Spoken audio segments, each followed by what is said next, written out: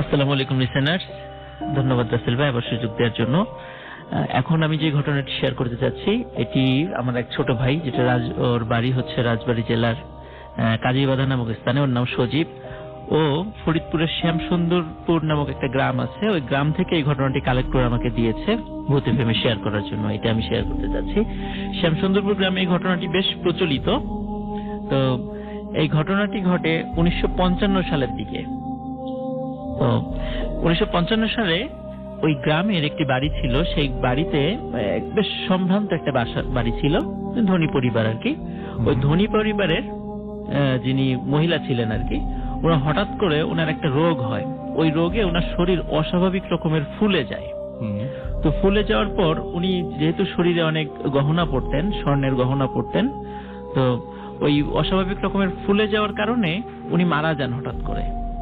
কিন্তু সমস্যা হলো ওনার যখন লাশের যখন গোসল দেয়া হবে, তো ওই হাত যেহেতু অতিমাত্রায় ফুলে গিয়েছে, হাতের যে গহনাগুলো ছিল, বালা যেগুলো ছিল, এগুলো কিন্তু আর খোলা যায়নি। কিন্তু ওনার গলায় যে গহনাগুলো ছিল এগুলো খোলা গিয়েছিল। তখন লোকজন সবাই জানতো যে ওনার হাতে যে গহনাগুলো ছিল, এই গহনাগুলো যেহেতু খোলা যায় নাই, এই গহনা সহই ওনাকে কবর দেয়া হয়। ওই গ্রামের দুইজন লোক, তারা চিন্তা করে যেহেতু ওই মহিলার হাতে অনেক ভারী ভারী, ডান হাতে বা হাতে তিনটা তিনটা করে 6টা স্বর্ণের বালা আছে, সুতরাং আমরা রাতে গিয়ে ওই কবরটি খুঁড়ে ওনার হাত থেকে ওই বালাগুলো আমরা ছোটানোর ব্যবস্থা করব। তো যে ভাবা সেই কাজ। ওনারা রাতের বেলা, তৎকালীন সময় তো এরকম কবরস্থান ছিল না, এরকম লাইটও ছিল না, অত্যন্ত একটা ভয়ঙ্কর কবরস্থান বলতে একটা আতঙ্কের জিনিস একটা বোঝাতো ওই সময়তেই আর কি, ওই সময় আর কি, যে 50-এর দশকে। তো ওনারা দুজন ওখানে যান, যাওয়ার পর কবরটি খোঁড়েন, মৃত্যুর 2 দিন পর আর কি, লাশ তখনও কিছু হয়নি আর কি। তো খোঁড়ার পরে যখন দেখলেন যে আসলে তো হাত অনেক মোটা, কিন্তু এখান থেকে আর বালা খোলার কোনো উপায় নাই। বালা খোলার একটাই উপায়, কবজি থেকে হাতটি কেটে ফেলতে হবে, তাহলেই শুধুমাত্র বালাটা বের করা সম্ভব। ওনারা আগের থেকে সেই প্রস্তুতি নিয়ে গিয়েছিলেন এবং যথারীতি ওনারা তাই করেন। কবজি থেকে হাতটি কেটে ফেলেন এবং ওই বালা তিনটি করে 6টি বের করে নিয়ে আসেন। 2 হাতই কাটেন এবং ওনারা তিনটা করে বালা ভাগ করে নিয়ে চলে যান এবং কবরটা আবার সুন্দর করে এমন ভাবে ঢেকে দেন যাতে কেউ কিছু বুঝতে না পারে। ওনারা যথারীতি ওই জিনিসগুলো নিয়ে বাসায় চলে আসেন। প্রথমে 1-2 দিন কোনো সমস্যা হয় না। তৃতীয় দিন রাত্রে একটা ঘটনা ঘটে। সেটা হচ্ছে ওদের মধ্যে একজন, উনি রাত্রে ঘুমিয়েছিলেন, হঠাৎ করে ফিল করলেন কে যেন ওনার গলাটা চেপে ধরেছে, গলা চেপে ধরে মেরে ফেলার চেষ্টা করছে। তো উনি হাত দিয়ে ছোটানোর চেষ্টা করছিলেন, কিন্তু খেয়াল করলেন যে যে জিনিসটি ওনার গলায় চেপে ধরেছে সেটি শুধু আঙ্গুল থেকে কবজি পর্যন্ত, এরপরে আর কোনো হাতের কোনো অস্তিত্ব নাই। শুধু এতটুকু জিনিস ওনার হাত চেপে ধরেছে। উনি প্রচুর চিৎকার চেঁচামেচি শুরু করেন। ওনার পাশে ওয়াইফ ছিল, উনি ঘুম ভেঙে যান। ভেঙে যাওয়ার পরে ওনার ওয়াইফ এবং উনি দুজনই দেখেন যে ওই ছোট্ট হাত, 2টা হাত, কবজি পর্যন্ত হাত, এই 2টো হাত উড়ে গিয়ে সুন্দর করে জানালার যে জানালাটা ছিল, জানালার কপাটটি খুলে জানালা দিয়ে বের হয়ে গেল। ওনারা দুজনই সেটা দেখেছেন। যখন এটা দেখলেন দুজনই খুব ভয় পান। পরের দিন যিনি ওই যে বালা চুরি করেছিলেন, ওই লোকটি, তার সহযোগী যিনি আরেকজন সাথে ছিলেন, তাকেও ঘটনাটি শেয়ার করেন। শেয়ার করার পর ওই লোকটি বলে একই ঘটনা ওই রাত্রে তার সাথেও ঘটেছে। সেম ঘটনা ওই একই রাত্রে 2 জনের সাথে ঘটে। তো ওই 2 জন ওই খুবই ভয় পেয়ে যান। তারপরে ওই আমরা জানি রাসেল ভাই, ওই যে আগে দেখতাম যে বৃষ্টি হলে অনেক সময় কই মাছ পুকুর থেকে উঠে আসে, আমরা এটা দেখতে, আমিও দেখেছি আর কি। তো ওই সময় ছিল বর্ষাকাল, বৃষ্টি হচ্ছিল, হঠাৎ করে রাতের বেলা বৃষ্টি শুরু হয়। তখন যিনি ওই যে হাত কেটে বালা নিয়ে এসেছিলেন, উনি চিন্তা করলেন যে ওনার বাসার পাশেই তো পুকুর, ওই পুকুরে আবার প্রচুর মাছ টাছ আছে এবং একটা বাঁশের ঝোড়ও আছে সেখানে।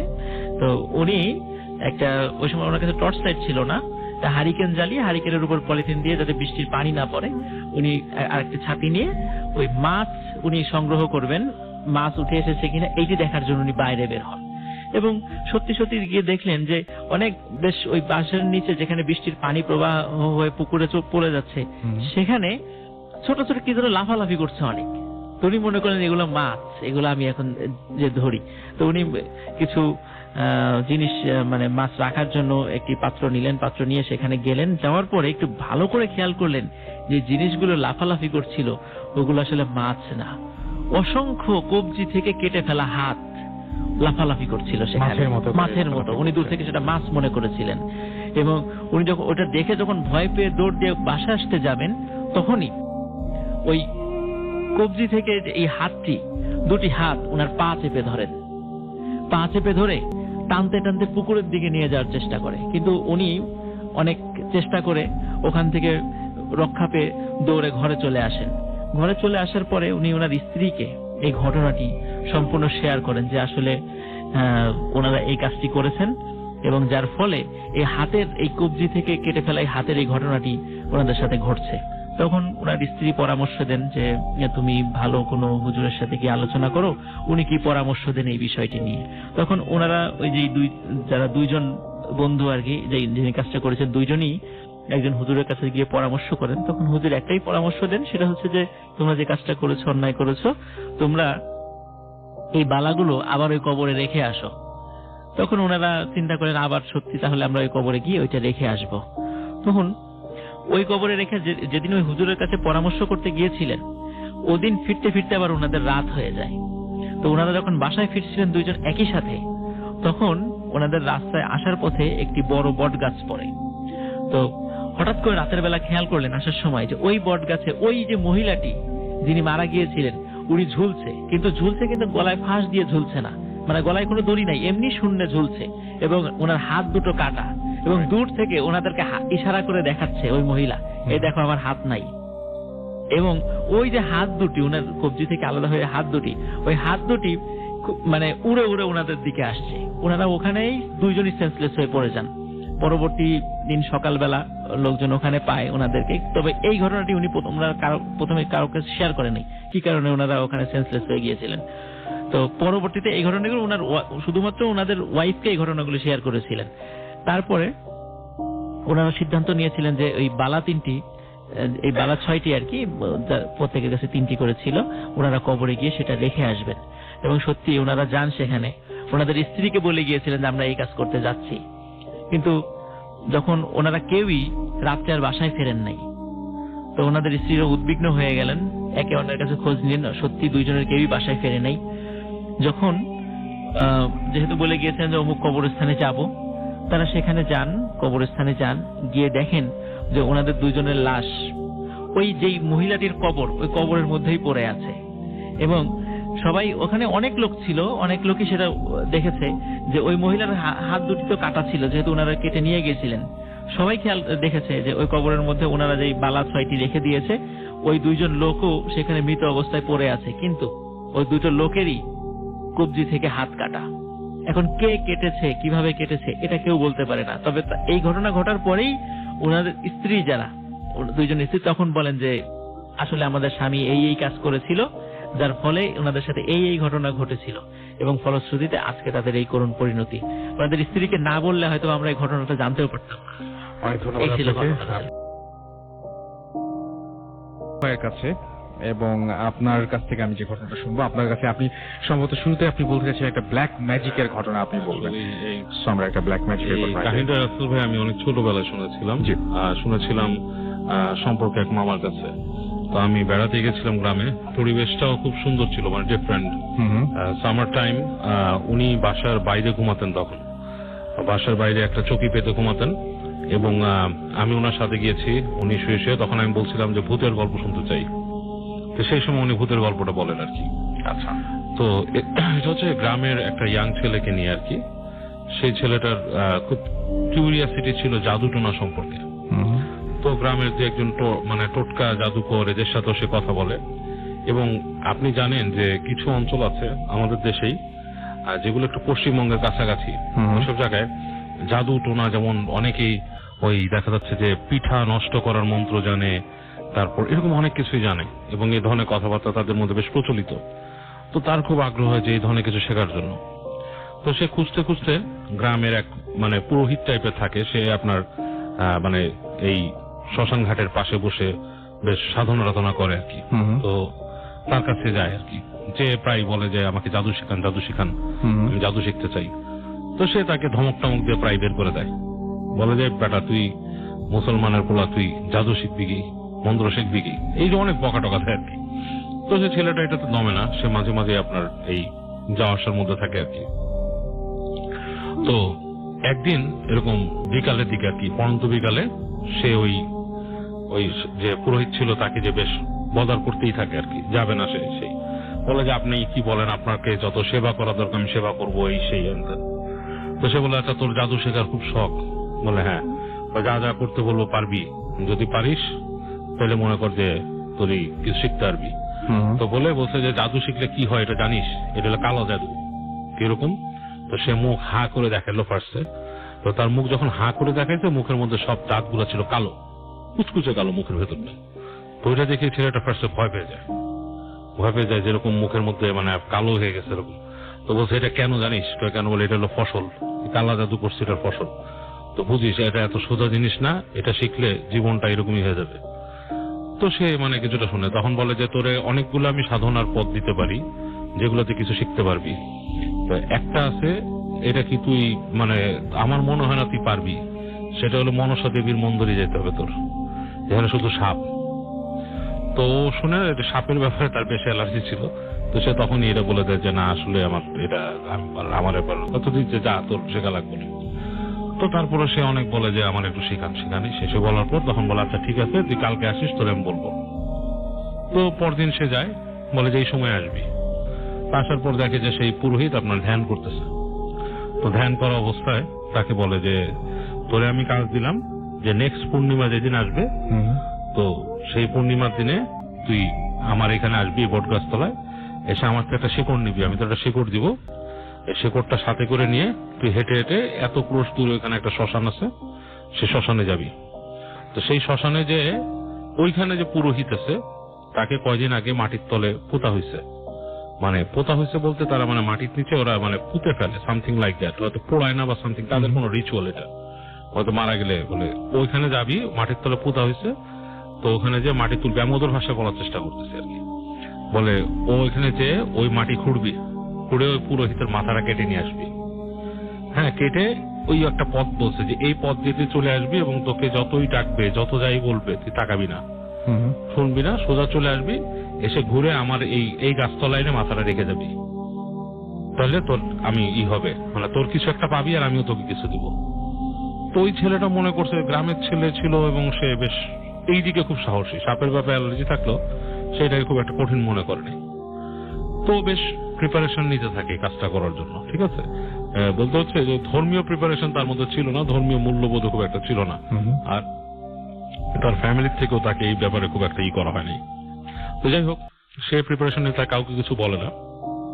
তো যথারীতি যেই দিনটা আর কি আপনার মানে এসে পড়ে আর কি, তো ওই পুরোহিত ওকে বলে দিছিল যে পূর্ণিমার দিন কিন্তু ঝড় বৃষ্টি হবে এবং চাঁদ মেঘে ঢাকা থাকবে, তুই চাঁদ দেখতে পাবি না, পূর্ণিমা বলে যে চাঁদ দেখবি তা না, মেঘে ঢাকা থাকবে, এরকম কিছু কথা ওকে বলে দেয়। তো দেখে আসলেই সন্ধ্যার থেকে আপনার টিপ টিপ টিপ টিপ বৃষ্টি পড়া শুরু করছে, এবং সে আপনার রওনা দেয়। তো রওনা দিয়ে তার ফার্স্টে যেটা করতে হবে, সে কোড় আনতে যেতে হবে। তো সে হেঁটে হেঁটে হেঁটে হেঁটে ওই কাদা পাড়ায় পাড়ায় গ্রামের রাস্তা, এর মধ্যে মনে করেন হচ্ছে বৃষ্টি হচ্ছে, যে ওই গাছতলায় যায়। তো গাছতলায় যে দেখে ওই পুরোহিত ওখানে নাই, পুরোহিত নাই, কিন্তু একটা ছোট চৌকির মতো রাখা, সেই চৌকির উপরে কাপড় চোপড় দিয়ে কি ঢেকে রাখা, মানে একটা কাপড়ের পুটলির মতো। তো সে কিছুক্ষণ দাঁড়ায় থেকে কেমন গা শিরশির করতে থাকে। তো একসময় সে কাপড়ের পুটলিটা সরায় ওখানে যে দেখে যে আপনার একটা ছোট্ট এরকম ইসের মতো রাখা, তার জন্য একটা সিঁদুরের মানে সিঁদুর গাছের যে মানে লাল একটা থাকে আর কি, সেটার পাশে একটা শেকড়ের মতো রাখা। তো পারে কি ওই দুইটা নেয়, নিয়ে ওখান থেকে হেঁটে ওকে যে বলছে যে শ্মশানের উদ্দেশ্যে যাওয়া, সেখানে সে আস্তে আস্তে হেঁটে যেতে থাকে।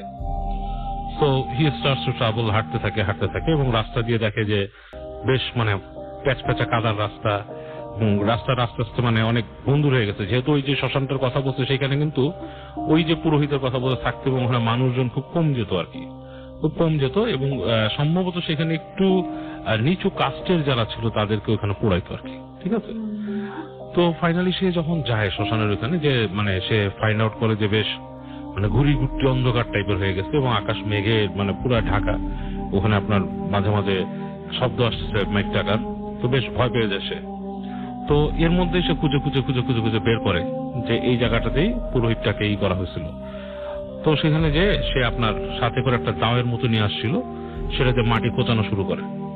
মাটি কোচাতে কোচাতে কোচাতে কোচাতে কোচাতে বেশ বের করে। এক পর্যায়ে সে দেখতে পায় যে সে পুরোহিতের মানে মাথার অংশটা সে পায়, যে মাথা শুরু হয়েছে। তখন তার বেশ ভয় লাগে ফার্স্টে, মানে হি গেট রিয়েলি স্কেয়ার্ড। ভয় পাওয়ার পরে সে মানে কিছুক্ষণ দমে যায়, ভয় পায় যে আমি চিন্তা করবো কিনা, মানে কাজটা করবো কিনা। এই অবস্থায় মনে করেন যে ভয় পেয়েও সে এটা ছাড়ে না, সে আরো মাটি ঘুরতে থাকে। তো ঘুরতে ঘুরতে সে কাঁধ পর্যন্ত চলে আসে। কাঁধ পর্যন্ত চলে আসার পরে সে চিন্তা করে যে এখন মানে আমাকে মাথাটা নিতে হবে। তো চোখ বন্ধ করে সে আপনি মাথাটাকে কেটে ফেলে। সেখান থেকে কেটে ফেলার পরে সে মাথা নিয়ে মানে বেশ মানে ঘোরের মধ্যে চলে গেছে। সে আসতে থাকে আর কি ওই রাস্তায়, এবং যখন আসতেছে সে মানে শুনতে পায় যে ওকে অনেকে ডাকতেছে নাম ধরে, তার নাম ধরে ডাকে। বেশ আপনার একটা মানে গলা আর কি, মানে মানে মানে মানে বিষণ্ণ টাইপের গলায় ডাকতেছে মানুষ। তো ওগুলো গায়ে মাখে না, যেহেতু তাকে আগে পুরোহিত বলে দিছে যে তুমি এটাতে রিপ্লাই দিতে পারবা না, তোমাকে যে ডাকবে বা কত কিছু দেখবা সেগুলোর সাথে তুমি নিজের মানে কোন রকমের ইন্টারাকশনে তুমি যাবা না। তো হেঁটে আসতে থাকে। তো এক পর্যায়ে বেশ কাছাকাছি যখন চলে আসছে, যে ওই পথটা ডিটোর যে পথটা নিয়েছিল সে, মানে আপনার ঘুরে যে পথটা দিয়ে আসার কথা, সেখানে রাস্তার কোণে দেখতো একটা বাঁশঝাড়। এবং বাঁশঝাড়ের মাথায় যখন সে যাচ্ছে বাসটার কাছে দিয়ে, তখন দেখতেছে যে আকাশে হালকা আলো আসছে, মানে মেঘ কেটে যাচ্ছে। তো ও দেখতে পায় যে একটা বড় লম্বা বাঁশের মাথায় একটা সাদা কি যেন লটকে আছে। মানে যখন আরেকটু কাছাকাছি যায় তখন সে দেখে যে একটা মহিলা, সেই একটা বাঁশের মধ্যে মহিলাটা লটকে আছে, জাস্ট লাইক বাঁশটা দোলে যেরকম বাতাসে। বাঁশের মাথায় একটা মানে দেখবেন যে বাঁশ তো বেশ ফ্লেক্সিবল একটা জিনিস, এটা মাথায় যদি ভারী কিছু দিয়ে দেয় তখন কিন্তু এটা বেশ মানে দুলতে থাকে ডিফারেন্ট আকারে। দেখে লটকে আছে, একটা মহিলা লটকে আছে, তার চুলটা একদম উপর থেকে মাটি ছোঁয়া, এবং এটা লাইক সোয়াইপ করতেছে মাটিতে, কাদা মাটিতে, এবং মানে ইটস লাইক মানে এটা একটা জীবন্ত মানুষের মতো ঝুলে আছে। তো ও এটা দেখে বিশাল একটা ধাক্কা খায় মনের মধ্যে, দাঁড়ায় যায়। এই সময়টাতে সে তার পিঠের মধ্যে পুরো দেখে যে একটা ঠান্ডা ঘাড়ের মধ্যে স্পর্শ। তো খাট করে ফিরে তাকায় দেখি যে মাথাটা কেটে নিয়ে আসছে সেই যে মানে একটা বডি, সেই বডিটা পিছনে দাঁড়ানো এবং তার পিঠে হাত দিয়ে ধরছে। এটা দেখে সে চিৎকার করে মাথাটা ফেলে ওইখানে বেহুশ হয়ে যায়। এবং পরদিন তাকে নাকি গ্রামের মানুষজন পায়, পাওয়ার পরে তার অনেক জ্বর ছিল, অসুস্থ ছিল, এবং তারপর থেকে সে মানে বেশ একটু মানে অতিপ্রকৃতস্থ আর কি, পাগল টাইপের হয়ে গেছে। এবং সে নাকি ওই বুড়া বয়সে তখন অনেক কিছু উল্টাপাল্টা দেখতো, করতো, আর মানে ছোটখাটো লেবারের কাজ করে, মানে লাইফে তার আর কিছু করা হয়নি আর কি। He couldn't do anything, abnormal হয়ে গেছে লাইফে। ওকে, এটাই ছিল কথা। Thank you very much. Listener, hello Rasel ভাই। হ্যালো, আমি শেরপুর থেকে এসেছি। আমি বর্তমানে সাউথ ইস্ট ইউনিভার্সিটি সিসি ডিপার্টমেন্টে আছি। ওকে, চলে যায় আপনার ঘটনায়। ঘটনাটা ঘটে আমার বাবার সাথে। বেসিক্যালি আমি যখন ক্লাস 2-তে পড়ি, তার মানে আজকে থেকে প্রায় 12 বছর আগের ঘটনা। আমার বাবা আমার ফ্যামিলিতে সবচেয়ে বড় ছিল। আমাদের জয়েন্ট ফ্যামিলি ছিল, জি, বলে রাখা ভালো। আমাদের মানে দাদার যে মানে প্রপার্টি ছিল সেটা দেখাশোনা আমার বাবাই করতো। তো বেসিক্যালি সারাদিন কাজকর্ম শেষে, সবকিছু দেখাশোনা করা শেষে আমাদেরকে নিয়ে আমার বাবা মা সহ আমরা নানু বাড়িতে বেড়াতে যাই। তো আমাদের বাড়ির রাস্তাটা হচ্ছে এরকম, আমাদের বাড়ি থেকে নানু বাড়ির রাস্তাটা হচ্ছে 1 কিলোমিটার দূরত্ব, যেখানে 1/2 কিলোমিটার আমাদের মানে মাটির রাস্তা ছিল, আর 1/2 কিলোমিটারের মতো ছিল মানে মেইন রোড। তো আমরা মেইন রোডে উঠতে হলে আমাদের 1/2 কিলো রাস্তা মানে পায়ে হেঁটে যেতে হতো। তো ওইখানে মানে যেখানে পায়ে হেঁটে যেতে হতো সেখানে একটা জঙ্গল ছিল। সেখানে মাঝে মধ্যে কিছু অস্বাভাবিক কার্যকলাপ ঘটতো, যেমন কিছু দেখা যেত শ্যাডো বা কিছু আওয়াজ আসতো, কিংবা মাঝে মধ্যে দেখা যেত যে মানে কোনো একটা আগুনের ফুলকি হঠাৎ করে জ্বলে উঠতেছে। তো আমরা সন্ধ্যা 7টার দিকে রওনা হই আমার নানু বাড়ির উদ্দেশ্যে। তো যেতে বেশিক্ষণ লাগে না। তারপরে আব্বু রাতে খাওয়া দাওয়া করলো, নানার সাথে গল্প করা শেষে বাড়িতে চলে আসলো, আসার সময় আর কি। তো তখন রাত বাজে 11:30। আব্বু আমাদের নানু বাড়ি থেকে রওনা দিল। রওনা দেওয়ার পর মানে যখন মেইন রোডটা ক্রস করে মাটির রাস্তায় নামতে যাবে, তখন কিছু কুকুর লাইক মানে কিছু আওয়াজ করতে থাকলো, আব্বুকে দেখে রাগান্বিত হয়ে বা এরকম টাইপের কিছু। তো আব্বু কি করলো, এগুলোতে ভয় পাইতো না যেহেতু, তাই মানে একটা গাছের ডাল ভেঙে আব্বু কুকুরগুলোকে তাড়িয়ে দিতে লাগলো। তো এক পর্যায়ে কুকুরগুলো সব চলে গেল এবং আব্বু মানে ওই রাস্তায় মানে যাওয়া শুরু করলো। রাস্তাটার বর্ণনা হচ্ছে এরকম যে মানে রাস্তার এই মাথায় কিছু বাড়িঘর আর আমাদের বাড়িঘরটা যেখানে সেখানে বাড়িঘর, মাঝখানে 1/2 কিলোমিটারের মধ্যে আর কোনো বাড়িঘর নাই, মাঝখানে শুধু একটা জঙ্গল, আর জঙ্গলের পাশে একটা পুকুর ছিল। তো পূর্ণিমার রাত ছিল, আব্বু আস্তে আস্তে মানে আমাদের বাড়িতে যাইতে থাকে। কিছুক্ষণ যাওয়ার পর আব্বু কিছু একটা মানে নোটিস করতে পারে যে পুকুরের পাশে কোনো একটা কিছু শুয়ে আছে, লাইক সাদা কাপড় চোপড় পরে লাশের মতো করে। তো আব্বু ভাবছে হয়তো বা পূর্ণিমার রাত কোনো একটা রিফ্লেক্ট বা এরকম কিছু পড়ছে রাস্তার উপরে, এর জন্য এরকম লাগছে। দেন আব্বু আস্তে আস্তে মানে এগোতে থাকে। কিছুক্ষণ যাওয়ার পরে যখন ওই জঙ্গলটার পাশে যায় এবং মানে মোড়টা ঘোরে, তখন দেখতে পারে যে আসলে একটা লাশ একটা খাটিয়ার উপরে শুয়েছিল, যেটা মানে পুরো রাস্তাটা ব্লক করে ফেলছিল। তো আব্বু বেসিক্যালি একটু ভয় কম পায়, তো ভাবলো যে এই রাস্তা দিয়ে তাহলে যায় দরকার নেই, অন্য একটা রাস্তা বেছে নিই আর কি। তো অল্টারনেটিভ আরেকটা রাস্তা ছিল, সেই রাস্তায় আব্বু মানে যাওয়ার জন্য প্রস্তুত হলো, কিন্তু সেম প্রবলেমটা আব্বুর সাথে ঘটতে থাকলো, রাস্তার মধ্যে লাশ এরকম কিছু একটা।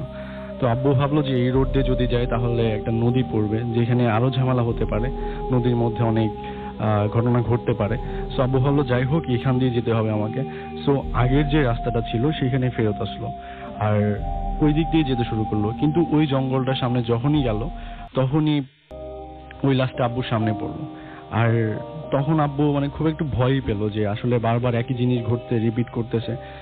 তো আব্বু বলে রাখা ভালো যে স্মোক করতো, টেনশনের কারণে হয়তো বা পকেট থেকে একটা সিগারেট বের করে মানে সিগারেটটা লাগালো। তো রাসেল ভাই, এটা আসলে যতটুকু জানি যে মানে আগুন দেখলে এরা মনে হয় মেবি ভয় পায়, এটা জানতো আর কি। তো যখন মানে আব্বু সিগারেটটা ধরালো, কিছুক্ষণ পরে লাশটা একটু সরে গেল এবং আব্বুর যাওয়ার জন্য রাস্তা মানে যাওয়ার জন্য হেঁটে যাওয়ার জন্য যতটুকু রাস্তা ততটুকু আব্বু জায়গা পেল। তো যখনই সুযোগ পেল আব্বু তখন মানে তাড়াতাড়ি করে চলে গেল, যেখানে একটা সেচ পাম্প ছিল ওইখানে গিয়ে দাঁড়ালো। তারপরে সেই শ্যাডো বা লাশটা যেটা সেটা মানে আব্বুকে বলতেছে যে তোর মার দোয়ার কারণে আজকে বেঁচে গেলি, তো তুই যা, তোর সাথে কোনো এক সময় আবার দেখা হবে। তো নর্মালি আব্বু চলে আসলো বাড়িতে এবং যেহেতু মানে মোটামুটি ভয় পাইছে আর আব্বু একটু দূরে ছিল, মানে দাদার ঘরের চেয়ে আমাদের ঘরটা একটু দূরে ছিল। তো এখানে আসার পরে রাত তো অনেক হয়েছে, প্রায় 12:30 বাজে। তো আব্বু আসলে কারোর সাথে ঘটনাটা শেয়ার না করে ঘুমিয়ে পড়ে। তো মাঝরাতে হঠাৎ করে আব্বুর মানে ঘুম ভেঙে যায়, সেটাও আম্মুর ডাকে। তো আম্মু মানে আম্মুর মতো দেখতে একজন মহিলা, ঠিক যে কাপড়ে আম্মু নানু বাড়ি গেছিল সেই কাপড়টাতেই সেম ভাবেই আব্বুকে ডাকতেছে বাইরে যাওয়ার জন্য, বাইরে থেকে। তো আব্বুর আর মানে প্রিভিয়াস যে ঘটনাগুলো সেগুলো মনে নাই কিছুই। তো আব্বু অনুকরণ করতে লাগলো ওই মহিলাটার যে চলো বাইরে যাব। আব্বু বলছে ওকে চলো। তো টিউবওয়েল অনুসরণ করতে লাগলো। জি জি। আব্বু আসলে মানে টিউবওয়েল পাড়ের কাছাকাছি গিয়ে আম্মুকে বললো যে আচ্ছা তুমি যাও, আমি একটু সিগারেট খাবো। তো আম্মু বললো যে না, তুমি আমার সাথে চলো, আমি টিউবওয়েল পাড়ে যাবো না, আমি আসলে জঙ্গলটাতে যাবো একটু। তাহলে এত রাতে জঙ্গলে? বলছে হ্যাঁ দরকার আছে। তো আব্বুর হঠাৎ করে মনে হলো যে আম্মু তো আসলে জঙ্গলে যাওয়ার কথা না, এবং সে তখন মানে আগের যে রাতের ঘটনাটা সেটা মনে করতে লাগলো, আসলে পুরোটাই মনে পড়ে গেল আর কি। তো আব্বু আস্তে আস্তে ব্যাক স্টেপ নিচ্ছিল, তখন মানে ঘরের মধ্যে এসে দরজা লাগিয়ে দিল এবং প্রচন্ড ভয় পেল, যে কারণে বাইরে আর গেল না বা কাউকে ডাকও দিল না। তারপরে সারা রাত জেগেছিল। তো শেষ রাতের দিকে ঘুমিয়ে পড়ে। সকালবেলা উঠে প্রচন্ড জ্বর থাকে, আমাদেরকে খবর দেওয়া হয়, আমরা আসি। ঘটনাটা এইখানে থেমে গেলে হয়তো বা ভালো হতো, এর চেয়ে বেশি খারাপ কিছু হতো না। বাট রাসেল ভাই, এর চেয়ে আরো অনেক বেশি খারাপ ঘটে যখন আমার আব্বুর দিনের বেলায় প্রচন্ড জ্বর আসে, এমন জ্বর যে তার শরীরটা মানে জ্বরে পুরো পুড়ে যাচ্ছে এরকম কিছু। তো ওইখানে যে স্থানীয় মেডিকেলের যে মানে ভিলেজ ডক্টরগুলো আছে, ওনারা এসে ট্রিটমেন্ট করে, কিন্তু ওনারা মানে কোনোভাবেই জ্বরটা কন্ট্রোল আনতে পারে না। তো আমাদের যে টাউনে যে মানে মেডিকেলে নিয়ে যাওয়ার জন্য প্রিপারেশন নেওয়া হয়, কিন্তু আমার একটা দাদা ছিল, উনি অনেক বড় মাপের কবিরাজ ছিল, যে আসলে মানে বললো যে না, আসলে নিয়ে যাওয়ার দরকার নেই, আমি একটু ঝাড়ফুঁক করে দেখতে চাই যে আসলে কি হয়েছে। তো দাদা আসলে ওনার, আমি যতটুকু শুনছি, ওনার 7টা জিন ছিল, 7টা বুড়ি ছিল। ইভেন উনি ওগুলা দিয়ে পরীক্ষা করে দেখলো যে এই টাইপের কিছু ঝামেলার জন্য আসলে জ্বর আসে। আব্বুর উপরে ওইটার প্রতিক্রিয়াটা তখনও ছিল। তো উনি ঝাড়ফুঁক করলো, ঝাড়ফুঁক করার পরে কিছু দিল, দেওয়ার পরে ওনার জ্বরটা, আব্বুর জ্বরটা আস্তে আস্তে কমে যেতে লাগলো। এবং মানে আশ্চর্যের বিষয় হচ্ছে রাসেল ভাই যে মানে 10 মিনিটের মধ্যে আব্বুর শরীরে পুরো জ্বর নাই, সব জ্বর উধাও। আর আব্বু মানে রাতের ঘটনাটা দাদাকে বললো। দেন দাদা সবকিছু শুনে একটা তাবিজ দিল। তাবিজটার উপকরণ ছিল এগুলা: একটা সাদা হাঁস যেটার রক্ত, একটা সাদা কবুতর যেটার রক্ত, আর একটা সাদা মোরগ যেটার রক্ত, তিনটার রক্ত মিশ্রণ করে ইভেন আর কিছু উপকরণ ব্যবহার করে একটা তাবিজ তৈরি করলো। ঠিক আছে, ওকে, থ্যাংক ইউ ভেরি মাচ আপনার ঘটনার জন্য। আপনাকে বলছি ওয়ারি থেকে এসে ওল্ড ঢাকা। তো সরাসরি ঘটনা চলে যাই। আজকে 1 বছর 3 মাস আগে, গত বছর মে মাসে আমাদের বাড়ি ভাঙা হয় কাজ করার জন্য। তো ওখান থেকে আমরা একটা বাসা ভাড়া নিই, যেটা পুরান ঢাকার একটা স্থানে। সেখানে বাড়ির মাল সামান নেওয়ার জন্য আমি একা থাকতাম।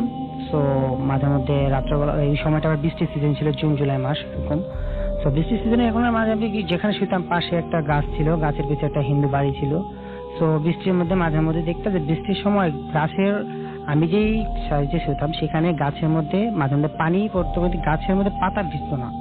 তো সেটা এটা কিরকম জানি একটা ফিল হতো, বাট আমি সেটা বেশি করতাম না। রাতে একা থাকতাম, তো ভাবতাম যে এগুলো হেলথ হতে পারে, ঠিক আছে। দেন রেগুলার মাঝে মধ্যে দেখি যে মানে এটাই গাছটা বাতাস চলতেছে, কিন্তু গাছ ততটা নড়ছে চড়ছে না। ঠিক আছে, সেখানে কিছুটা মনে হতো যে একটু অন্যরকম হতে পারে। বাট রাত্রেবেলা বাড়ি গাছটা প্রায় আমাকে নজর করে নিত, যে এখানে আমি গাছের দিকে বারবার তাকাতাম। মনে হতো যে গাছটা যে কিছু আছে, আমাকে টানতো এই গাছটা।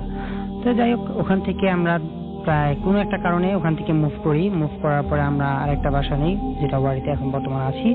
তো ওখানে আমি রাত্রেবেলা কি করব, মানে সবাই ঘরের মধ্যে থাকে, তো রাত্রেবেলা আমি ফেসবুকে বসি, ইন্টারনেটে চ্যাটিং করি। তো তখন গেমস টেমস খেলি। তো হঠাৎ আমি যেখানে ঘুমাই, যে বলনি আমাদের ফ্ল্যাটটা হচ্ছে 3 রুম ডাইনিং ড্রয়িং এর। তো সো আমার ভাইয়া বোন থাকা, মা বাবা থাকাতে আমি ড্রয়িং রুমে থাকি।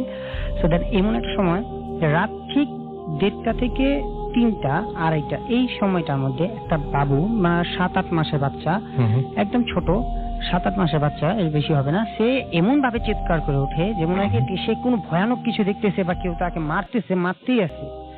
এরকম মনে হয় যে সে মার খাতে আছে বা একদম ভয় লাগতেছে তার, অস্থির অবস্থা, মানে বাচ্চা যেমন আঁকড়ে যায় কাঁদতে কাঁদতে, ঠিক এরকম। এটা আমার নিজে তো আমি ভয় পাই, রেগুলারই এটা আমি ফিল করি। রেগুলার বলতে প্রতিদিন না, হঠাৎ 4 দিন 5 দিন 7টা, মানে যখন আমি ধ্যান করি যে আমি গেমস খেলতেছি, হঠাৎ করে এটা অন্য কোনো কাজে বিজি, কিন্তু হঠাৎ করে যখন এই কান্নাটা আসে তখন আমাকে কেড়ে নেয় ওই জায়গার মধ্যে কথা, মানে কান্নাটা আমার ওখানে ধ্যানটা নিয়ে যায়, যেন আমি ওইটাকে শুনি। তো এরকম হতে হতে একদিন আমি কথা বলতেছিলাম আমার ফ্রেন্ডের সাথে ফোনে। তো ওই কান্নাটা শুনতে পাই। আমি এর আগে একবার ওকে আমি শেয়ার করছিলাম যে দেখো আমি রাত্রেবেলা এরকম শুনি, কিন্তু আমি আমাদের অ্যাপার্টমেন্টে জিজ্ঞেস করে দেখেছি যে আমাদের উপর থেকে নিচ পর্যন্ত কোনো এরকম ছোট বাচ্চা নেই। 7-8 মাসের বাচ্চা তো দূর কথা, 1-2 বছরের বাচ্চা নেই। ঠিক আছে, এটা হতেই পারে, মিস্টেক হতে পারে আমার। দেন তারপরে একদিন আমি কান্নার আওয়াজ শুনতে পারি। তো আমার যে ফোনে কথা বলতেছিলাম আমার গার্লফ্রেন্ডের সাথে, তখন সে বললো যে এটা তুমি আম্মুকে শেয়ার করো। দেন আমি আমার আম্মুকে বললাম যে আম্মু এরকম হয়। কাকে আরে না, এরকম হবে কিভাবে, এখানে হয়তো বা কারোর বাচ্চা থাকতেই পারে, অসম্ভবের কিছু নাই। ঠিক আছে। দেন আমার আম্মুকে আমি একদিন হঠাৎ করে কান্নার সাথে সাথে উঠে নিয়ে আসি পরে দেখি যে সে কান্না করতেছে। আমার আম্মু যখন আসলে আমি ডাক্তার শুনাইলাম, তখন আর আম্মু শুনতে পারতেছে না, আমিও পাইনি আওয়াজ। ঠিক আছে, আম্মু কিছুক্ষণ পর চলে যাওয়ার পরে 5 থেকে 6 মিনিট পরে আমি যখন শুয়ে পড়তেছি, আবার সেই কান্নার আওয়াজ। আচ্ছা, কি হলো এটা তো আমি রেগুলার এটা বুঝতে পারছি। ঠিক আছে। দেন আরেকদিন আমি এখানে আবার সেই চ্যাটিং আর গেমস খেলাতে ব্যস্ত ফেসবুকে। ঠিক হঠাৎ আমি ফিল করি যে কি একটা ছোট বাচ্চা বা সাদা কাপড় মোড়ানো বাচ্চারা যেমন ছোট থাকলে সাদা কাপড় মোড়ে রাখে বেশিরভাগ, তলা দিয়ে আর করে, সে আমার জানলা ঠিক যেখান দিয়ে আওয়াজটা আসে সেখানে উপরে যাচ্ছে আর নামছে, যেমন লিফট উপরে আর নামে সেরকম একটা বাচ্চা যায়, উপরে উঠছে নামছে এবং খুব স্মুথলি। তো তখন আমার জিনিসটা অতিরিক্ত ভয় লাগে যে আমি এখানে একা ঘুমাই, এছাড়া আমার অন্য ঘরে যেগুলো আছে আমার আম্মু আব্বু এবং ভাইয়া তারা গেট লাগিয়ে নেয়, আমি শুধু একা রুমের মধ্যে আমি একা থাকি। সো দেন আমার এটা ভয় লাগাতে আমি পরের দিন সেটা তো আপনার থাই চোখের সামনে আপনি দেখছেন যে বাচ্চাটা হ্যাঁ আমি চোখের সামনে এটা একদম স্ট্রেট দেখেছি, আর স্পষ্ট দেখেছি পরের দিন যখন আমি হাই গ্লাসটা লাগিয়ে ঘুমাইছি, আমার ভয় লাগছিল। সো দেন ওই সময় হঠাৎ করে তখন আমি ঘুমে যাব এমন অবস্থায় টাক টাক করে 2-3টা শব্দ হচ্ছে থাই গ্লাসের মধ্যে নক করলো। থাই গ্লাসের মধ্যে নক করবে এত রাত্রেবেলা, এত ইঁদুরও হয় না, এত উপরে আমাদের বিড়ালও হয় না, তো কিভাবে, আমরা 5তলা ফ্লোরে থাকি, তো এটা তো অসম্ভব। তারপরে আমি কেন জানি নিজের থেকেই খুলে ফেলি, আমার ভয় বলতে কে জানি আমি থাই গ্লাসটা খুলে ফেলে দেখি, তো তখন আমি চলে আসবো যে কিছু দেখি নাই, এমন সময় হঠাৎ করে মনে হলো যে আবার কিছু আমি দেখলাম, নিচে নামলো। সো আমি আবার সাথে সাথে নিচে তাকাইলাম, তাকানোর পরে তো আবার সেটা উপরের দিকে যাওয়ার পর আমি তখন স্পষ্ট দেখলাম যে একটা ছোট বাচ্চা, তার ফেসটা হোয়াইট কালার, একদম সাদা ধবধবে, কিন্তু একটু হালকা ছায়ার মতো, মানে একদম স্পেসলি পুরো বাচ্চাটা যে এটা বলতে পারেন একদম ছায়ার মতো। তো উপরে চলে গেল, দেন আমি কিছুক্ষণ উপরের দিকে তাকালাম, নিচের দিকে তাকালাম, তো কিছু না, পরে গেটটা থাই গাছটা লাগিয়ে আবার শুইছি। শোয়ার পরে কাল পরের দিন ঘুমের থেকে উঠে আমি নিচের দিকে দাঁত ব্রাশ করতে করে দেখি যে একটা সাদা কাপড় ওখানে নিচে পড়ে আছে। তা আমি নিচে আমাদের ম্যানেজারকে বললাম যে একটু চেক করে নিতে, বা এটা পড়ে আছে কিনা। তো উনি দেখছে, ওটা দেখার পরে আমাকে জানি না, উনি নিজে থেকে ওইটা নামিয়ে সবাইকে অ্যাপার্টমেন্টে জিজ্ঞেস করলো যে এটা কি আপনাদের কাপড় কিনা, এটা সেটা। বললো যে না, এই অ্যাপার্টমেন্টে এরকম আমাদের কোনো কাপড় নেই, তো পাশের অ্যাপার্টমেন্টে হতে পারে বা হতে পারে। তো উনি আর এটা নিয়ে করে নাই। দেন ওই দিন রাত্রে গেল, পরে ঠিক এর পরের দিন আবার সেই একই অবস্থা, আমি সেই নক নক করে আওয়াজ পাই। এখন ওই স্টিল নাও রাসেল ভাই, কিছুদিন আগেও আমি সেম, কিছুদিন বলতে কি এই তো গত 15-20 দিন আগে সেম আমি রাত্রেবেলা এরকম আওয়াজ শুনতে পাই, এবং কি আমার যে আমি ফোনে কথা বলি রাত্রেবেলা, তখন যখন আমার গার্লফ্রেন্ড শুনতো, এখন শুনতে পারে যে এরকম আওয়াজ আসে। ওকে, থ্যাংক ইউ ভেরি মাচ আপনার ঘটনার জন্য। একজন এই ঘটনাটা বলেছে। ওকে, যাই হোক, নিখিলরা একটা বাড়িতে বেড়াতে যায় ওদের ফ্যামিলি সহ। তো ওখানে থাকতে যে ওদেরকে যে মানে বাড়িটা দেওয়া হয়, এটা it's kind of rest house. Okay, এবং কোনো পুরনো জমিদার বাড়ি আর কি, এটা রিনোভেট করে করা হয়েছে ওখানে। তো ওই বাড়িটাতে যখন থাকে, রাতের বেলা নিখিলকে যে রুমটা দেওয়া হয়েছিল, সেই রুমটা বেশ বড় একটা রুম এবং নির্জন। ওই জমিদার বাড়ির আশেপাশের অঞ্চলটাই ছিল বেশ মানে নির্জন টাইপের একটা জায়গা। আচ্ছা, বেশ বাগান বাড়ি টাইপের আর কি, গাছগাছালি আছে। তো যাই হোক, তো নিখিল রাতে যখন ঘুমায় বাড়িতে, প্রথম রাতে ওর কাছে কেমন অস্বস্তি একটা ফিল লাগে, যে কেমন একটা বাড়ি এবং পুরানো, এখানে মনে হয় মানে জমিদার বাড়িতে মানুষের যেমন হয় সেই ধরনের একটা চিন্তা ভাবনা চলে আসে সেখানে। যাই হোক, রাতের বেলা যখন ও শুয়ে আছে, অনেকক্ষণ বই পড়ার চেষ্টা করে এক সময় আপনার ঘুমিয়ে পড়ে আর কি। তো ঘুমিয়ে যখন পড়ে, হঠাৎ করে সে মানে ফিল করে, মানে ঘুম ভাঙে, তখন সে হঠাৎ করে বুঝতে পারে যে ওর খাটের নিচে কেউ একটা শব্দ করতেছে। আর শব্দটা হচ্ছে কেমন লাইক মানে গুম হুম, মানে এরকম একটা শব্দ, মানে এক ধরনের গোঙানি টাইপের কাইন্ড অফ লাইক। আচ্ছা, তো মানে ও বুঝতে পারে না খাটের নিচ থেকে শব্দ আসতেছে কেন। তো ও করে কি, খাটের নিচে নামে, মানে খাট থেকে নামে, পা রেখে হঠাৎ করে খাটের নিচে উকি দেয়। খাটটা অনেক পুরোনো খাট ছিল এবং বেশ উঁচু। তো ও দেখে খাটের নিচে লাইক মনে হচ্ছে গুটি সুটি বের একটা মানুষ, হ্যাঁ, মানে তাকায় আছে ঠিক ওর দিকে। আচ্ছা, এটা দেখি সে প্রচন্ড একটা শক খায়, মানে একটা চিৎকার করে ওঠে। দৌড় দিয়ে যায়, দরজা খুলে দেখে যে পাশ থেকে বেয়ারা ছিল। সে বেয়ারা হেঁটে আসে, এসে বলে স্যার কি হয়েছে? তো বলে যে আমি একটু ভয় পাইছি, মনে হচ্ছে খাটের নিচে কিছু একটা আছে, কেউ আছে। তো বেয়ারা বলে স্যার কিছু নাই। বলে কি আপনি কিভাবে বুঝতেছেন যে কিছু নাই? বলে যে আচ্ছা ঠিক আছে, আপনি চলেন আমার সাথে, দেখেন খাটের নিচে। খাটের নিচে কেউই নেই। তো মানে বেশ শকড হয়ে যায় ব্যাপারটাতে, যে এটা কি দেখলাম কি। তো সারা রাত আর ঘুমাতে পারে না, বেশ ভয়ে থাকে। তো যাই হোক, তো পরদিন সেখান থেকে সে বেরোয় যে ওখানে হেঁটে যে ওখানকার এলাকার যে ছোটখাটো দোকানগুলা, সেখান থেকে ঘুরে ফিরে চা খায়। তো একজন ওদেরকে বলে যে আপনারা যে রেস্ট হাউসে উঠছেন আপনাদের ফ্যামিলি নিয়ে, এটা তো আপনাদের মানে বেশ মানে আপনি কিছু দেখেন না এখানে? বলে কেন? কাজে এখানে সহজে মানুষ আসে না তো, এটা রেস্ট হাউস বানাইছে, এখানে একটা জমিদার ফ্যামিলি ছিল, তারা ওখান থেকে চলে যাওয়ার পর আস্তে ধীরে এটা রেস্ট হাউস হয়। তো বলে তো এখানে ভয়ের কি আছে, আমি তো যেহেতু একটা বাসাই তো, পুরোনো বাসা হতেই পারে। বলে কিছু দেখেন নাই? বলতেছে যে আমি কিছু ভয় পেয়েছি। বলতে কি ভয় পেয়েছেন? বলে আমি এরকম গতকালকে মনে হচ্ছে খাটের নিচে কেউ বসা। তখন বলতেছে যে এখানে তো আসলে ঘটনা আছে, এই বাসাটাতে যে আপনার থাকতো জমিদারের যে ছোট ছেলে ছিল সে বিলেতে যায় পড়াশোনা করতে। তো পড়াশোনা করতে গিয়ে সে ডাক্তারি পড়ে, কিন্তু সে আসলে ছিল একটু অসুস্থ মস্তিষ্কের লোক। ওকে। এবং এটা জানতো না। হ্যাঁ, তো সে কিছু অকারেন্স করে এখানে। অকারেন্সটা হচ্ছে আপনার মানে মানুষকে মানে সে সার্জিক্যাল প্রসিজারের মাধ্যমে মানে উল্টাপাল্টা কাটাকাটি করে। এবং এরকম করতে যে একটা মাঝির মেয়েকে সে এরকম মানে নর্মাল একটা অসুখ থেকে সার্জারির নাম করে এরকম কেটে মারে আর কি, কেটে মেরে ফেলে আর কি।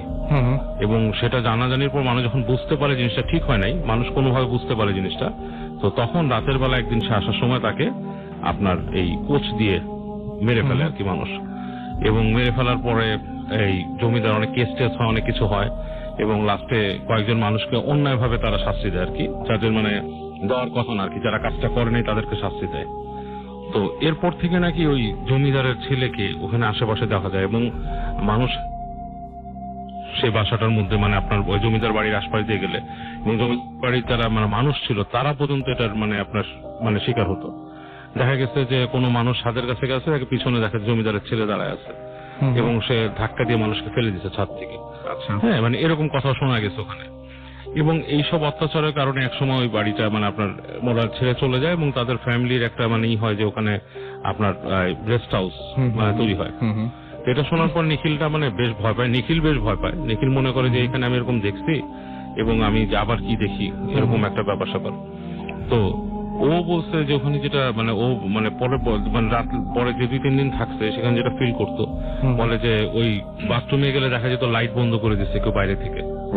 হ্যাঁ, তো মানে বাতিটা বন্ধ হয়ে গেছে, মানে টিপ টিপ টিপ টিপ করে গেলে ঠাস করে বন্ধ হয়ে যেত। আচ্ছা। তো বাইরে এসে যে দেখছে যে সুইচ অফ করছে, it's not like switch off, মানে আপনার মানে বাতি কেটে গেছে ভিতরে, ওই যে লাল যে বাল্ব থাকে কেটে গেছে। তো বললে বেয়ারা এসে চেঞ্জ করে দিত। বলছে যে সেম ডেতে একই দিনে এরকম 2-3টা বাতি কেটে গেছে, এরকম ঘটনা। তো বলছে যে এটা ইলেকট্রনিক কোনো ম্যাল ফাংশনের কারণে হতে পারে, বাট জিনিসটা বেশ মানে অ্যাকচুয়ালি মানে খুব অ্যাবনর্মাল টাইপের একটা জিনিস বাসায়। আচ্ছা। তারপরে হঠাৎ দেখা যেত যে জানলা থাকে, বাসার জানালাগুলো থাকে বড় বড় জানালা, বলে জানালা আপনি খুলছে, সে হঠাৎ করে গ্রিন করে জানলাটা মুখের উপর লাগাই দিচ্ছে কেউ। তো মনে হচ্ছে যে বাতাস, বাট আসলে কোনো বাতাসই নেই সেই জায়গায় রাসেল ভাই। তো এরকম একটা জিনিস ওদের ওখানে মানে ফেস করতো। তো ওই নিখিলের যে এক্সপিরিয়েন্স ছিল বাসাটা সম্বন্ধে, যে ওই বাসাটাতে আসলে সে ফিল করছে যে কিছু একটা আছে, এবং বাসাটার মধ্যে মানে এই ধরনের জিনিস সব সময় হতে থাকে আর কি, ভয়ঙ্কর জিনিসপত্রগুলো। ওকে, সো এটাই ছিল স্টোরি। আসসালামু আলাইকুম লিসনার্স, আমি ফারজানা বলছি। তো আমার ঘটনাতে আমি স্ট্রেট চলে যাই। আমার একটা আন্টি ছিল, তো উনি ওনার একটু ট্রাস্ট ইস্যুস থাকার কারণে উনি ওনার হাজবেন্ডের উপর ব্ল্যাক ম্যাজিক করার থিঙ্ক করে। তো তখন উনি একটা হুজুরকে চিনতে পারে, একটা মহিলা হুজুর। তো ওনাকে উনি কিছু এরকম টাকা দেয়, 2-3 লাখ টাকার মতো দিয়ে ওনাকে করতে বলে ব্ল্যাক ম্যাজিক। তো মহিলাটা বলে যে আচ্ছা করে দিব। তো কয়েকদিন 1 মাস হয়ে যাওয়ার পরে উনি দেখাচ্ছে কোনো খুব একটা এফেক্ট হচ্ছে না, কোনোই হচ্ছে না। তারপরে উনি আবার ওনাকে ডাকে। তো মহিলা বলে যে হ্যাঁ আমার আরো কিছু টাকা লাগবে, কিন্তু এটা আমি আপনাকে রিটার্ন করে দিব, মানে এটা কিছুদিন পরে আমি আপনাকে ফেরত দিয়ে দিব আবার। তো তারপর উনি আবার দেয়। তারপরে তো পরে আর মহিলাটার সাথে ওনার কোনো দেখা হয় না 2-3 মাস।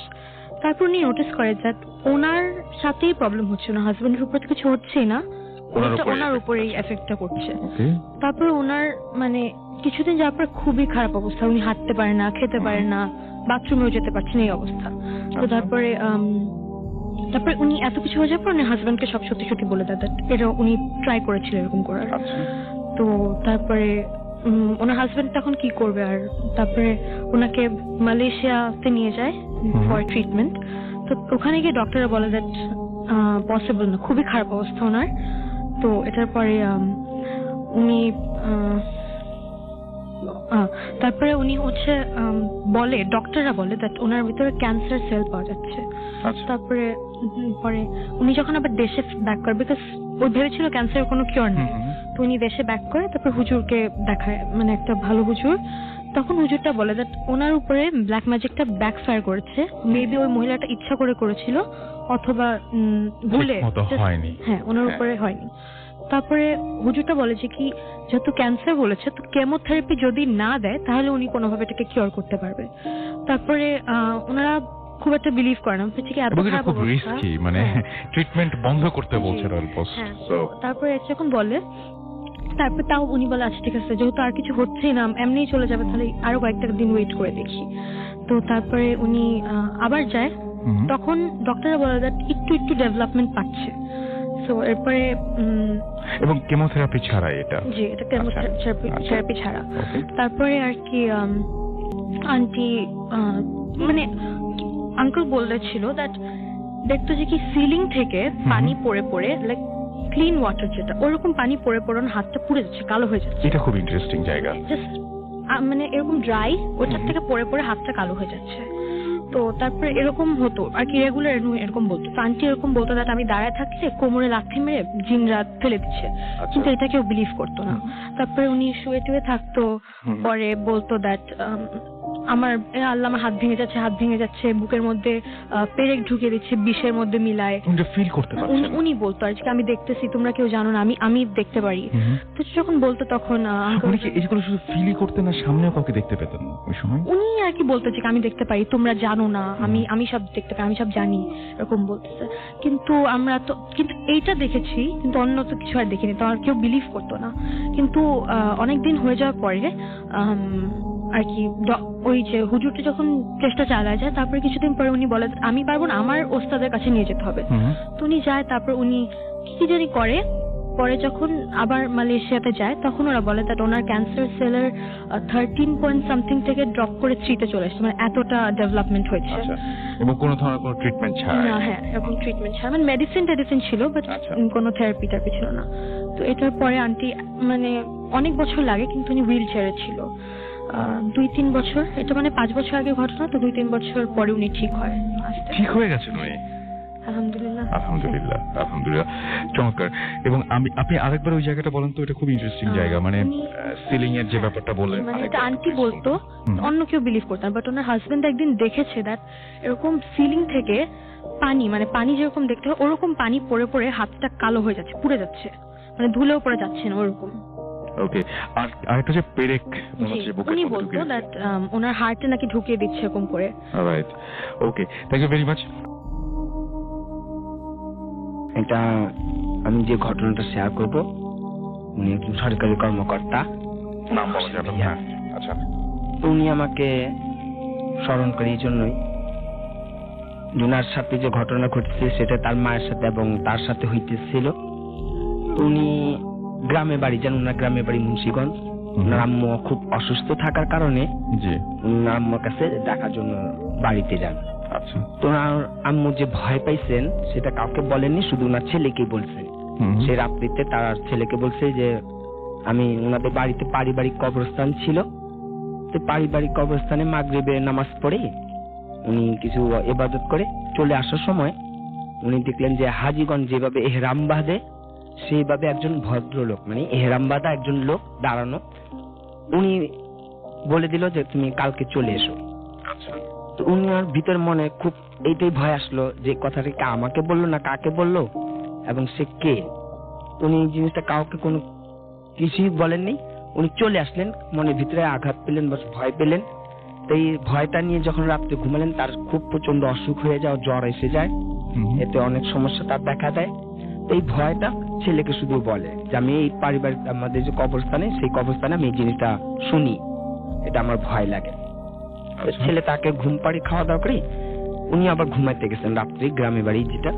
তো হোসেন ভাই মাত্র ঘুম দিছেন, ওই ঘুমের মধ্যে উনি দেখছেন যে উনার আম্মু যে বললো এহরাম বাঁধা একটা লোক সাদা কাপড় পরিত যে তাকে বলছে যে কালকে চলে এসো। এই নূর হোসেন ভাইকে বলতেছে যে ফজরের আজানের আগে পুকুর থেকে এক বালতি পানি এনে তোমার আম্মুকে গোসল করে নতুন কাপড় পরে আমার কাছে নিয়ে আসবা। উনি কথাটা শোনার সাথে সাথে ঘুম ভাঙছে। উনি ঘুম থেকে চোখ খুলে দেখে উনার আম্মু তার সামনে দাঁড়ানো। উনি ওনার আম্মুকে জিজ্ঞেস করতেছে মা তুমি চলে আসছো? তখন ওর আম্মু কথাটা বলতেছে বাবা সকালে পুকুর থেকে এক বালতি পানি আনো, আমি গোসল করব কালকে। তুমি বলছে ঠিক আছে মা, এখন তো রাত, ঘুমিয়ে পড়ো, আমি সকালে এনে দেবনি।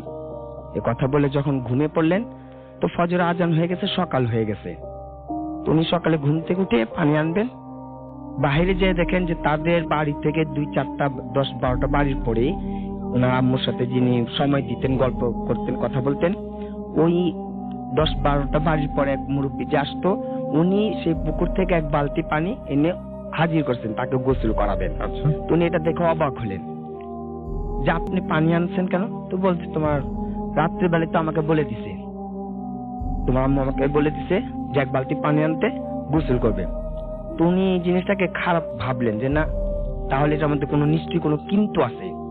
উনি সাথে সাথে রাগ করে পানিটা ফেলে দিলেন যে আমার আম্মুকে আমি গোসল করাবো না, লাগবে না আমার আম্মুকে গোসল করানো পুকুরে পানি দিয়ে। পানিটা ফেলে দিলেন।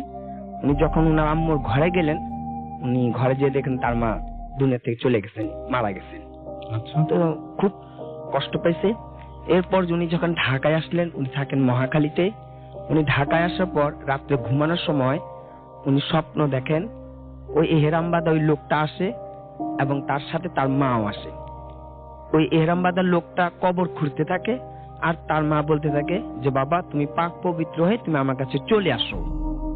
এটা স্বপ্ন দেখার পর উনি একই রকম উনি অসুস্থ হয়ে যান, তার মার মতোই, তার শারীরিক সমস্যা অনেক হয়ে যায়। তো পরবর্তীতে যখন আমার সাথে দেখা হয়, আমাকে নিয়ে যায় তার গ্রামে বাড়িতে, আমি তার পারিবারিক কবরস্থানে গিয়ে দোয়া করে আসি এবং তার বাড়িতেও আমি দোয়া করি। তখন আমরা যখন মিলাদ দোয়া পড়তেছিলাম, উনি চিৎকার করে অনেক কান্না করলেন। তা আমি ভাবছি হয়তো তার গুনাহের জন্য, অপরাধের জন্য, ভুলের জন্য আল্লাহর কাছে মাফ চাইতেছে, তার মাকে স্মরণ করতেছে, তার মা দুনিয়া থেকে ইমোশনাল হয়ে গেছে। তো এটা আমি স্বাভাবিক ভাবছি যে হতে পারিতাম। কিন্তু যখন আমাদের দোয়া শেষ হলো, উনি আমাকে এই কথাটা বলতেছে যে আমি যখন দোয়া পড়তেছি, দোয়ার মোনাজাত করতেছি, আমার চোখের সামনে আমি এই জিনিসটা দেখতে পাইছি, ওই এহরামবাদার লোকটা কবর খুঁড়তেছে আর আমার মা আমাকে বলতেছে বাবা তুমি আমার কাছে পাক পবিত্র হয়ে চলে আসো। আবার এই কথাটাই। তো উনি এই জন্য ভয় মানে অনেক কান্না করতেছে যে মা কেন এই কথাটা বলে আর ওই লোকটা কবর কেন খুঁড়ি, উনি এই ভয়ে। তখন আমি ওনাকে বললাম ঠিক আছে, আপনাদের এখানে পারিবারিক যে কবরস্থানটা রাখছেন, তা আপনাদের নামাজ পড়া দরকার, ইবাদত বন্দেগী করেন। অবশ্যই এই জায়গাটার মধ্যে এমন একজন ভালো ওলি আছেন, আপনাদের কোনো ভুলের কারণে এক এক করে নিয়ে চলে যেতেছে, আপনাদের ইবাদত করা দরকার এবং সাপ্তাহিক কবরস্থানে এসে জিয়ারত করে যাবেন। উনি যে আপনাদের পারিবারিক কবরস্থানে যারা ইন্তেকাল করেছেন, তাদের সময়তে যে সময়তে ইন্তেকাল করে দুনিয়া থেকে চলে গেছেন, ওই সময়তে তাদের নামে দোয়া খায়ের করেন, মৃত্যুবার্ষিকী যেটা তাদের নামে দোয়া করেন এবং আপনারা ইবাদত বন্দেগী করেন। হয়তো আপনাদের ভুলের কারণে, চলাফেরা ভুলের কারণে আজ এইরকম অবস্থা হইতেছে। তো আমি তাদেরকে আবার বলছি যে আমি আবার দেখা করব। এখন পর্যন্ত তার কোনো কল আসেনি যে কি অবস্থা আছে, কিন্তু উনি অনেক এমনটা শুকাইছেন, আমাকে ছবি দেখাইছে, উনি অনেক স্বাস্থ্য ভালো লোক ছিল কিন্তু এখন অনেক শুকাইছেন। শুধু একই স্বপ্ন দেখেন, ওই এহরামবাদা সাদা পোশাক পরিহিত লোকটা কবর খুঁড়ে আর তার মা সে শুধু একটাই কথা বলে যে বাবা পাক পবিত্র হয়ে তুমি আমার কাছে চলে আসো। আচ্ছা, এই একই ব্যাপার ঘটে থাকে তার সাথে। Okay, thank you very much. Hello everybody, আমার নাম মাসিয়াত। ওকে, তো এই কাহিনীটা হচ্ছে আমার নিজের বিল্ডিং এর। জি। এটা আরো 4-5 বছর আগের কাহিনী। এটা শুরু হচ্ছে তখন টাইম মনে করেন রাত 2টা বাজে। তো নিচে গার্ডরা বসে আছে। তো একটু পর পর ওদের মানে হঠাৎ করে দেখলো যে প্রত্যেকে যেন ওদের সামনে এসে মানে গেটের বাইরে একটা ইট পড়লো, আবার 5 মিনিট পরে একটু করে মাটি পড়লো। তো এরকম 5-6 মিনিট হচ্ছে। ওরা ফার্স্টে চিন্তা করছে খুলে দেখবে নাকি, বাট দেন ওরা চিন্তা করছে না, হয়তো এরকম চোর ডাকাত এরকম করে যে কিছু ফেলে তারপর ঢোকার চেষ্টা করে। তো ওরা ফার্স্ট অ্যাভয়েড করছে, হয়তো কেউ এরকম ট্র্যাপ করার চেষ্টা করতেছে। তারপরে ওরকম 5-6 মিনিট চলছে, ওরা কিছু মানে পাতা দেয়নি খুব একটা। তো হঠাৎ করে এরকম 5-6 মিনিট পরে এরকম বড় একটা টব, ফুলের টব উপর থেকে পড়ে গেছে, মানে ওদের সামনে ঠিক এসে পড়ছে। তো বুঝছে যে উপর থেকে পড়ছে। আর জিনিসটা ওরা খুব ভয় পাইছে, মানে ছাদের দরজা লক থাকে, প্লাস টবটা অনেক বড়, এটা একটা মানুষের পক্ষে উপর থেকে ফেলা সম্ভব না। তো ওরা হঠাৎ করে ভয়ে কি হলো ছাদে, তো দৌড় দিয়ে একজন গার্ড উপরে গেছে দেখতে। তো যে দেখে যে তালাটা ভাঙা, মানে কি জাস্ট খোলা, চাবি ছাড়া। তো সে এরকম ভেতরে যে টর্চ মেরে চারপাশে দেখতেছে কি আছে। তো অনেকক্ষণ টর্চ মেরে চারিদিকে টর্চ মারার পরে দেখলো যে একটা মেয়ে, যখন ফেসে টর্চটা পড়ে তখন দেখে একটা মেয়ে এরকম করে চোখ বন্ধ করে করে আসছে। নড়তেছে। সেটা দেখে সে প্রচন্ড ভয় পেয়েছে, ও মাগো করে সে দৌড় দিয়ে নিচে চলে গেছে। নিচে যে বাকি সব মিলে 7-8টা গার্ড, তারপর ইলেকট্রিশিয়ান থাকে, সবাইকে সে যে খবর দিয়েছে। খবর দিয়েছে। তারপর সবাই এরকম আবার উপরে গেছে, সবাই তখন 4-5 জন মিলে উপরে গেছে। যে তারপর যখন টর্চ মেরে দেখে, তখন দেখে মেয়েটা আশেপাশে কোথাও নাই। তারপর একটু সামনে আগিয়ে দেখে মেয়েটা এরকম ছাদের গ্রিলের উপর বসে, গ্রিলের উপরে বসে, মানে রেলিং যেটা, ওটার উপর বসে নিচের দিকে ঝুঁকে আছে। তো ওরা ভয় পেলো যে এখন যদি ধরি আর যদি কোনো কারণে পড়ে যায় তাহলে তো আরো বড় অ্যাক্সিডেন্ট হয়ে যাবে। তো ওরা তখনই চিন্তা করলো যে আরো রেসপন্সিবল ভাবে ফোন দিই। তো আমি আগের থেকে বলি যে আমাদের বিল্ডিং এর কমিউনিটিতে আমরা মনে করেন থাকি 2 তলায়, উপর তলায় আমার চাচা থাকে। তো উনি হচ্ছে বিল্ডিং এর সেক্রেটারি কমিটির। আচ্ছা। তো অবভিয়াসলি ওনাকে ফোন দেওয়া হবে। তো ওনাকে ফোন দিয়েছে, উনি আবার ওদের অনেক টায়ার্ড ছিল, তো উনি ফার্স্টে ফোনটা ধরেইনি। তো অনবরত কল দেওয়ার কারণে উনি ধরে জিজ্ঞেস করলো যে কি হয়েছে। তখন গার্ডরা বললো যে স্যার এরকম উপরে একটা মেয়ে এভাবে বসে আছে স্যার, আমরা ধরতে পারবো না, কারণ ধরলেই পড়ে যেতে পারে। তো কি করবো এখন? তখন আমার চাচা বলছে যে এইসব আমি জানি না, তোমার অন্য বাসায় খবর দিতে হোক, কি আমি খুব টায়ার্ড, আমি আসতে পারবো না। তো তখন ওরা আবার ফোন রেখে কি করবে চিন্তা করে দড়ি খুঁজতেছে যে বেঁধে সামহাও নামাবে। তো আমার চাচা আবার ফোন টোন রেখে উনি দিকে ঘুমিয়ে গেছে। তো অনেকক্ষণ পরে ওনার হঠাৎ করে আমার চাচা এরকম ঘুমটা ভাঙছে, ভেঙে পানি খাওয়ার জন্য উনি উঠে বেডরুম থেকে বের হয়ে ডাইনিং টেবিলে গেছে। তো আগে থেকে জানিয়ে রাখি আমার ওই কাজের মেয়েটা আবার ওদের রান্নাঘরে শুতো। তো শোয়ার সময় সে দরজা লক করে রাখতো, মানে দরজাটা আটকায় রাখতো আর কি। তো চাচা যখন ডাইনিং রুমের লাইটটা জ্বালায় বা পানি খেতে যায়, তখন দেখে যে কিচেনের দরজাটা একটু খোলা, যেটা নর্মালি থাকার কথা না। তো উনি একটু জানার জন্য কি অবস্থা, উনি একটু উকি দিয়ে দেখে যে কাজের মেয়েটা বিছানায় নাই। তো ওনার তখন মাথায় ক্লিক করেছে যে ওই যে ওখানে একটা বললো উপরে একটা মেয়ে আছে। দৌড় দিয়ে চাচিকে উঠে বললো যে দেখো তো মেয়েটা কোথায়, মেয়েটা কিচেনে নাই। তো চাচি গেল, যে চাচি দেখলো ওখানে নাই, বারান্দায় নাই, ওয়াশরুমে নাই। তখন চাচি এসে আমার তাড়াতাড়ি চাচুকে বললো যে ও তো বাসায় কোথাও নাই। তো পুরো বাসায় লাইট জ্বালিয়ে দেখে যে মেইন ডোরটা একটু খোলা, মানে অল্প একটু 1 হাতের মতো, মানে বোঝা যাচ্ছে কেউ খুলে গেছে বা এরকম টাইপের কিছু একটা। আরেকটা উইয়ার্ড জিনিস যে মেয়েটা কিন্তু ওয়াজ ভেরি স্মল আর অনেক শর্ট ছিল, মানে তার উপরের সিটকিনিটা ধরার মানে ওটা হাতে পাওয়ার কথা না। এটা জিনিসটা আরো বেশি খুব অবাক। তো তখন চাচু বুঝলো যে কিছু হলো। তখন আবার আমার বাবা আবার ওই দিন কোনো একটা কারণে মানে একজনকে ড্রপ অফ করতে এয়ারপোর্ট দিয়েছিল। আচ্ছা। তো অবশ্যই আব্বু আগে আমার বাবাকে ফোন দিয়েছে যে দেখো এরকম অবস্থা, আমার মেয়ে মনে হয় উপরে কাজের মেয়েটা, আমি কি করতে পারি। তখন আমার আব্বু বলছে যে দেখ এটা এখন তো মানে কাজের মেয়ে কিছু হলে কিন্তু আজকাল আমাদের দেশে এটা বিগ ডিল, অনেক মানে প্রবলেম হবে। তো তুমি একটা কাজ করো, তুমি নিজেরা কিছু করো না, আগে পুলিশকে খবর দাও, পুলিশ আসুক, যেন কিছু হইলেও পুলিশের সামনে হোক, যেন আমরা না ফাঁসি। তো চাচু এরকম সবকিছু মানে সব বাদ দিয়ে উনি আগে পুলিশকে খবর দিল। তো এদিক দিয়ে উপরে তারপর উনি নিজেই গেল, যে দেখলো এরকম যে মেয়েটা এখনো ওখানে বসে আছে, রেলিং এর উপর বসে সামনের দিকে ঝুঁকে আসছে, আর ওর অনেক লম্বা চুল, এটা খোলা ছিল পিছনে, মানে পুরো সিনারিটা অনেক স্ক্যারি ছিল। তারপর পুলিশরা আসলো। তো যখন পুলিশদেরকে ফোন দিয়ে এটা বলা হয়েছে, তো পুলিশের এটা কোনো বিগ ডিল না, একটা কাজের মেয়ে কিছুটা হয়েছে, ওরা হচ্ছে একদম লোয়ার পোস্ট যাদেরকে হাওয়ালদার মনে হয় বলা হয়, ওদের পাঠিয়েছে একটা গাড়ি দিয়ে। তো পুলিশরা এসে এরকম নিচ থেকে দেখলো, মানে মেয়েটা একদম যেখানে মনে করেন আমাদের মেইন গেটটা একদম নিচে গিয়েতে, ওইটা ঠিক বরাবর উপরে। কত তলার উপরে আছে আরেকবার একটু? আমাদের টপ ফ্লোরটা হচ্ছে 5th ফ্লোর। আচ্ছা, তার মানে পড়লে বাঁচবে না অবশ্যই না। তো হাওয়ালদার গুলো আসলো, এসে উপরে দেখলো যে দেখে যে এই অবস্থা। তখন ওরা নিজেরাই ভয় যে এখানে আমরা কি করতে পারি। তখন ওরা ওই হাওয়ালদার গুলো মনে ওদের আরো উপরে যে পোস্ট, যেটাই আমি ঠিক নাম জানি না, মানে আরো বড় পোস্টের পুলিশকে ফোন দিয়ে বললো স্যার এটা কই পাঠাচ্ছেন, তো ভূত পেতনির অবস্থা, আমরা এখানে কি করবো। তো ওনার ওই স্যারটা বললো যে মানে পুলিশটা বললো যে কি বলো এটা কিভাবে সম্ভব, এখনকার দিনে কি ভূত টুত থাকে নাকি, দাঁড়াও আমি আসতেছি। তো উনি নিজে আসলো, এসে উনি দেখলো এটা কি অবস্থা, আসলে এখানে কি নাকি ধরলেও পড়ে যেতে পারে।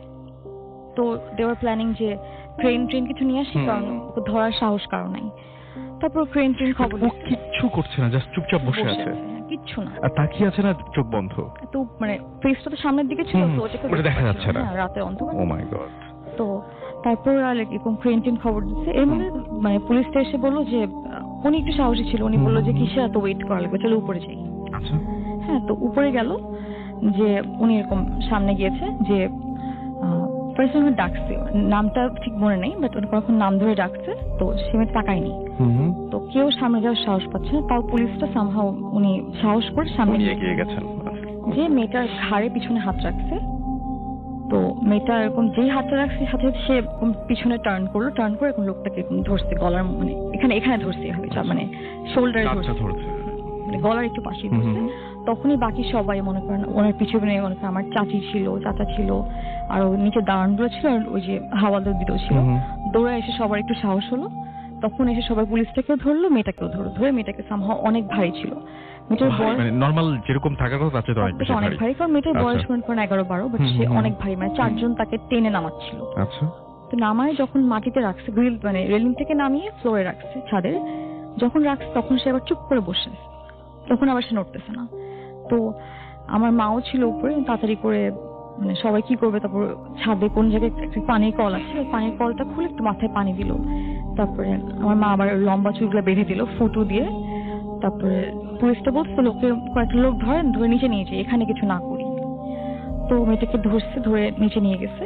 তো লিফটে সে সারাক্ষণ চুপ করেছিল, বাট যখন লিফটে উঠাচ্ছে তখন সে কত রকম মানে হাত মোড়ামুড়ি করছে, কয়েকটা গালি মারছে যে আমাকে ছাড়ো, নর্মাল ভয়েসে, ওখানে আবার মানে কোনো অন্য ভয়েস ছিল না।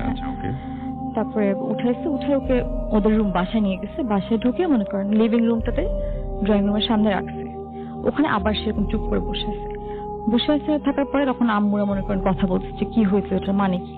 হঠাৎ করে না মেয়েটা এরকম তখন বসেছিল, তো আম্মু এরকম দেখি চোখটা এরকম একটু মানে বন্ধ ছিল, চোখটা এরকম আঙ্গুল দিয়ে খুলে দেখে চোখের মণিটা একদম নিচে। আচ্ছা, একদম নিচে। তারপর আম্মু এরকম হাত থেকে আবার পানি এনে মুখে দিচ্ছিল। হঠাৎ করে তখন সে মানে চমকে উঠছে, মানে অ্যাজ ইফ কেউ ঘুম থেকে উঠছে, চমকে উঠছে। উঠে তাড়াতাড়ি দাঁড়ায়, উঠে বসার থেকে দাঁড়ালো, দাঁড়িয়ে এরকম ওনাটা ঠিক করে মাথায় কাপড় দিল, দিয়ে তারপর সবার দিয়ে একটু অবাক একটা লোক দিয়ে তাকালো, তাকে সে আস্তে করে কিচেনে চলে গেছে।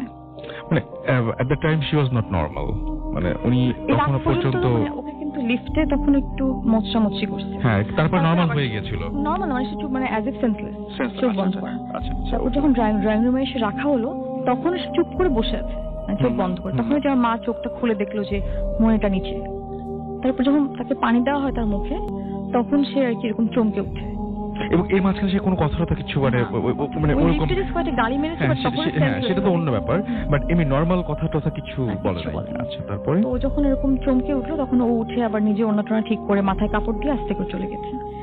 তো এখানে অন্য কাপড় দিয়ে যে মাথাটা দিল, এটা কি সে নরমালি দেয় না ওই সময়?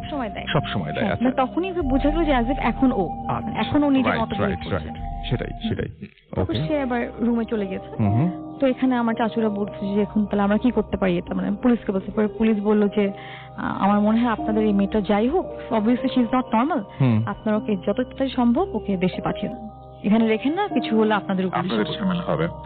তো আমার আম্মু জাস্ট এমনি দেখার জন্য যে মেয়েটা নিজের মুখ থেকে কিছু বলে নাকি, আম্মু পিছনে ওর পিছনে কিচেন পর্যন্ত গেল, যে ওকে এরকম জিজ্ঞেস করতেছে, এই শোনো এরকম তোমাদের বাসায় তো পুলিশ কেন আসছে, তুমি কি জানো? মানে ওকে জাস্ট ইনডিরেক্টলি জিজ্ঞেস করলে অ্যাজ ইফ ওর কিছু মনে আছে দেখার জন্য।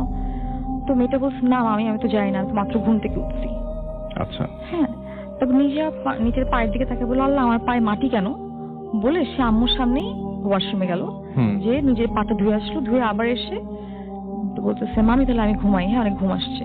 আম্মু বলছে হ্যাঁ ঘুমা। পরে আম্মু বললো যে আমি দাঁড়িয়ে আছি, 1 সেকেন্ডের মধ্যে শুয়ে পড়লো, ঘুমাই গেল, মানে অ্যাজ ইফ ও ঘুমিয়েই ছিল। তারপর আম্মু লাইক এরকম বের হয়ে গেল। তারপর সবাইকে এসে বললো যে ও তো এরকম বিহেভ করতেছে। তখন পুলিশটা বললো যে তাহলে হয়তো আসলে মনে নাই, আপনারা কিছু খবর টবর দিয়ে পাঠিয়ে দেন। তো পরের দিন এরকম ওর দেশে খবর দেওয়া হয়েছে, ওর বোন আসছে, বোন এসে স্বীকার করতেছে না যে না এরকম কিছু হওয়ার তো কথা না। পরে চাচি আম্মু বল যে ওর পিঠ দেখো, পরে দেখে যে ওর পিঠের মধ্যে এরকম হাতের দাগ। তখন তারা স্বীকার করে যে হ্যাঁ আসলে ওর মধ্যে ছিল, কিন্তু আমরা মনে করেছিলাম ঢাকায় আসলে ঠিক হয়ে যাবে। আচ্ছা, তার মানে আগে থেকেই মানে উনি পজেস ছিলেন। আচ্ছা, আমি আরেকটা জিনিস বলতে চাই মেয়েটার ব্যাপারে। এটা হচ্ছে মানে এটা কখনো আগে খেয়াল করেনি, মানে এটা হওয়ার পর আমরা সবাই সবকিছু মানে রিলেট করতে পেরেছি যে ওকে যখন কোনো কাজ দেওয়া হতো, মনে করেন আমাদের বাসাটা এরকম 2500-3000 স্কয়ার ফিট, এই বাসাটা সে মনে করেন 10 মিনিটে তার মোছা হয়ে যেত। এত বাচ্চা মেয়ের কিন্তু এটা পারার কথা না। 3000 স্কয়ার ফিটের একটা বাসা, এটা মানে অনেক টাইম লাগার কথা। হ্যাঁ, অনেক বড় বাসা। প্লাস চাটা বানাতে বলা হলো, তাড়াতাড়ি বানায়, উল্টো এটা বকা খেত যে তাড়াতাড়ি কি বানায়, সমস্যার পচা হবে। আর ওই দিন একটা কাহিনী হয়েছিল, সেটা হচ্ছে এটা হচ্ছে যেদিনের কাহিনী, ওই দিন সন্ধ্যাবেলা আমার চাচি আবার অনেক হাঁটাহাঁটি করে, মানে একটু ফিট থাকার চেষ্টা করে। তো উনি এরকম হেঁটে হেঁটে ধানমন্ডি 28 নম্বর পিছন দিয়ে একটা মানে ওয়াকিং প্যাথওয়ে, একটা মানে মেইন রোডে 27 নম্বর মেইন রোডে উঠে। হ্যাঁ, তো ওখানে উনি যখন মানে ওই দিন নন্দনে যাবে, তো মেয়েটাকে বলছে চল আমার সাথে যাই, তোর তো কোনো কাজ নাই, তো আমার সাথে চল নন্দনে শপিং করে আসি। তো মেয়েটাকে নিয়ে গেছে। তো যাওয়ার সময় চাচি একটা গাছ থেকে ফুল ছিঁড়ছে। আচ্ছা। তো মেয়েটা তখন বলছে, মামি রাত্রেবেলা গাছ থেকে ফুল ছিঁড়তে হয় না, খারাপ হয়। তারপর চাচি একটু ওয়ার্ড লুক দিয়ে বলছে ঠিক আছে ছিঁড়বো না, চল। পরে ওরা শপিং টপিং করে যখন বাসায় আসে, তো ওরা খাবার টাবার দেয়। মানে মেয়েটা তো বাসায় একাই কাজ করে, তো ও খাবার টাবার দিয়ে কিচেনে যেয়ে বসছে। তো চাচা চাচিরা খাচ্ছে, ওরা শুনে কি মেয়েটা কথা বলতেছে, মানে কথাটা এভাবে বলতেছে অ্যাজ ইফ শি মানে কাউকে অ্যান্সার করতেছে, অ্যাজ ইফ কেউ কোয়েশ্চেন করতেছে, ওগুলো অ্যান্সার করছে। মানে অবভিয়াসলি কোয়েশ্চেন শোনা যাচ্ছে না, বাট ও অ্যান্সার করতেছে। তখন চাচি একটু ওয়ার্ড লাগে, দৌড় দিয়ে ওর কাছে যায়, যে বলেছে এই তুই কার সাথে কথা বলতেছিস? বলছে ও না মামি, আমি এমনি মনে করতে চাই সারাদিন কি কি করছি। তো এই তো এটাই। Okay, thank you very much. Farzana, এখন যে স্টোরিটা বলবো ওটা আমার খালার সাথে ঘটা। তো খালার যখন ফার্স্ট বেবিটা হয়, ওটার পরে আই থিঙ্ক 6 মান্থস ছিল তখন বেবিটা। তো তখনের ঘটনাটা, তো খালু এমন ভাবে ওরা ঘুমাতো, তার খালু ভিতরে ওয়ালের পাশে, বাচ্চাটা মাঝখানে, অ্যান্ড বাইরের সাইডে খালা, বিকজ খালার ওয়াশরুমটা লাগতো তখন। সো এমন হয় দ্যাট একদিন খালা মানে মশারি টাঙিয়ে ঘুমাচ্ছে, তো ওনার হঠাৎ ঘুম ভেঙে যায়, রুমে ডিম লাইট জ্বলছিল। সো তখন উনি দেখেন খালু বাইরে থেকে একটা ইভিল টাইপের একটা স্মাইল নিয়ে মানে মশারিটা উঠায় বাচ্চাটাকে ধরতে আসছে।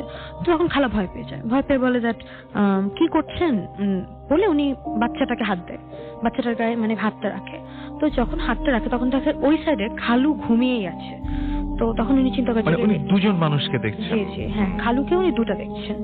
তো উনি বললো যে গালে তো ঘুমিয়ে আছে, তাহলে এখানে থেকে। তো আবার তাকায়, তখন দেখে উনি মশারিটা উঠায় বাচ্চাটাকে অলরেডি কাছে চলেছে, ধরে ফেলতেছে। তখন খালা মানে বাচ্চাটাকে প্রোটেক্ট করার জন্য খালা এরকম লোকটার হাতে একটা জোরে ধাক্কা দেয়। তো ধাক্কা দেওয়ার সাথে সাথে ওই জিনিসটাও এরকম খালার শোল্ডারে খুব জোরে একটা ধাক্কা দেয়। তো ধাক্কা দেওয়ার পর খালা পড়ে যায়, এন্ড ওটার পরে উনি আর জিনিসটাকে দেখে না, মানে ওই খালুর মতো দেখতে জিনিসটাকে আর দেখে না। সো আফটার দ্যাট উনি আর কি মানে ঘুমায় পড়ে, বিকজ আর পরের দিনে আমাদের বাসায় আসে। তারপর উনি এটা বলছিল আমাদেরকে এবং বলে দ্যাট এটা আমি যদি মনেও করি দ্যাট একটা ড্রিম ছিল, বাট আমার তো এখনো ব্যথাটা ফিল হয়, আমার পেইনটা এখনো ফিল হয় যে আমার কেউ জোরে সেটা আমি কিভাবে মানে ইয়ে করব। হ্যাঁ সেটাই। এবং সেই পেইনটা তিনি ফিল করছিলেন। হ্যাঁ, পেইনটা আমার ছিল। ওকে, এটা যখন ঘটেছিল তখন রাত কটা বাজে বা এরকম কোনো কিছু? 3টা, 2:30, 3টা এই টাইপের। 2:30-3টার মতন।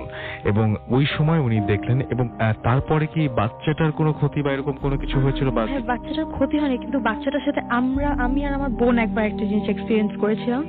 তখন ও মাত্র কথা বলা শিখেছিল, আমার ভাইয়া। তো তখন ও এত ছোট, আমার সেদিন আব্বু বাসায় ছিল না, খালা ছিল বাসায় শুধু।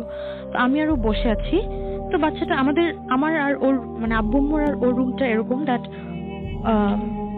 এরকম মানে আমার রুমটা পাশেই আব্বুর রুমটা। তো এরকম আমরা যদি রুমের মাঝখানে দাঁড়াই, তো এই রুম থেকে এই রুমের দরজাটা দেখা যায়। সো আমি আরো বসে আছি, হ্যাঁ, আর আমার বোনের রুমটা অন্ধকার। তা আমরা এরকম, ও খাচ্ছে আমি বসে আছি, তো এভাবে আমরা কথা বলতেছি। হঠাৎ বাচ্চাটা আসছে এখানে, মানে অন্ধকার রুমটা আর এই রুমটার মাঝখানে। তো দাঁড়ায় আমরা বলছি আসো আসো বাবু আসো। তো মানে হঠাৎ অন্ধকার রুমটার দিকে তাকায়, বলে কি যে কি এই আসো না কেন, আসো কাছে আসো, এই দুষ্টু, এরকম বলতেছে।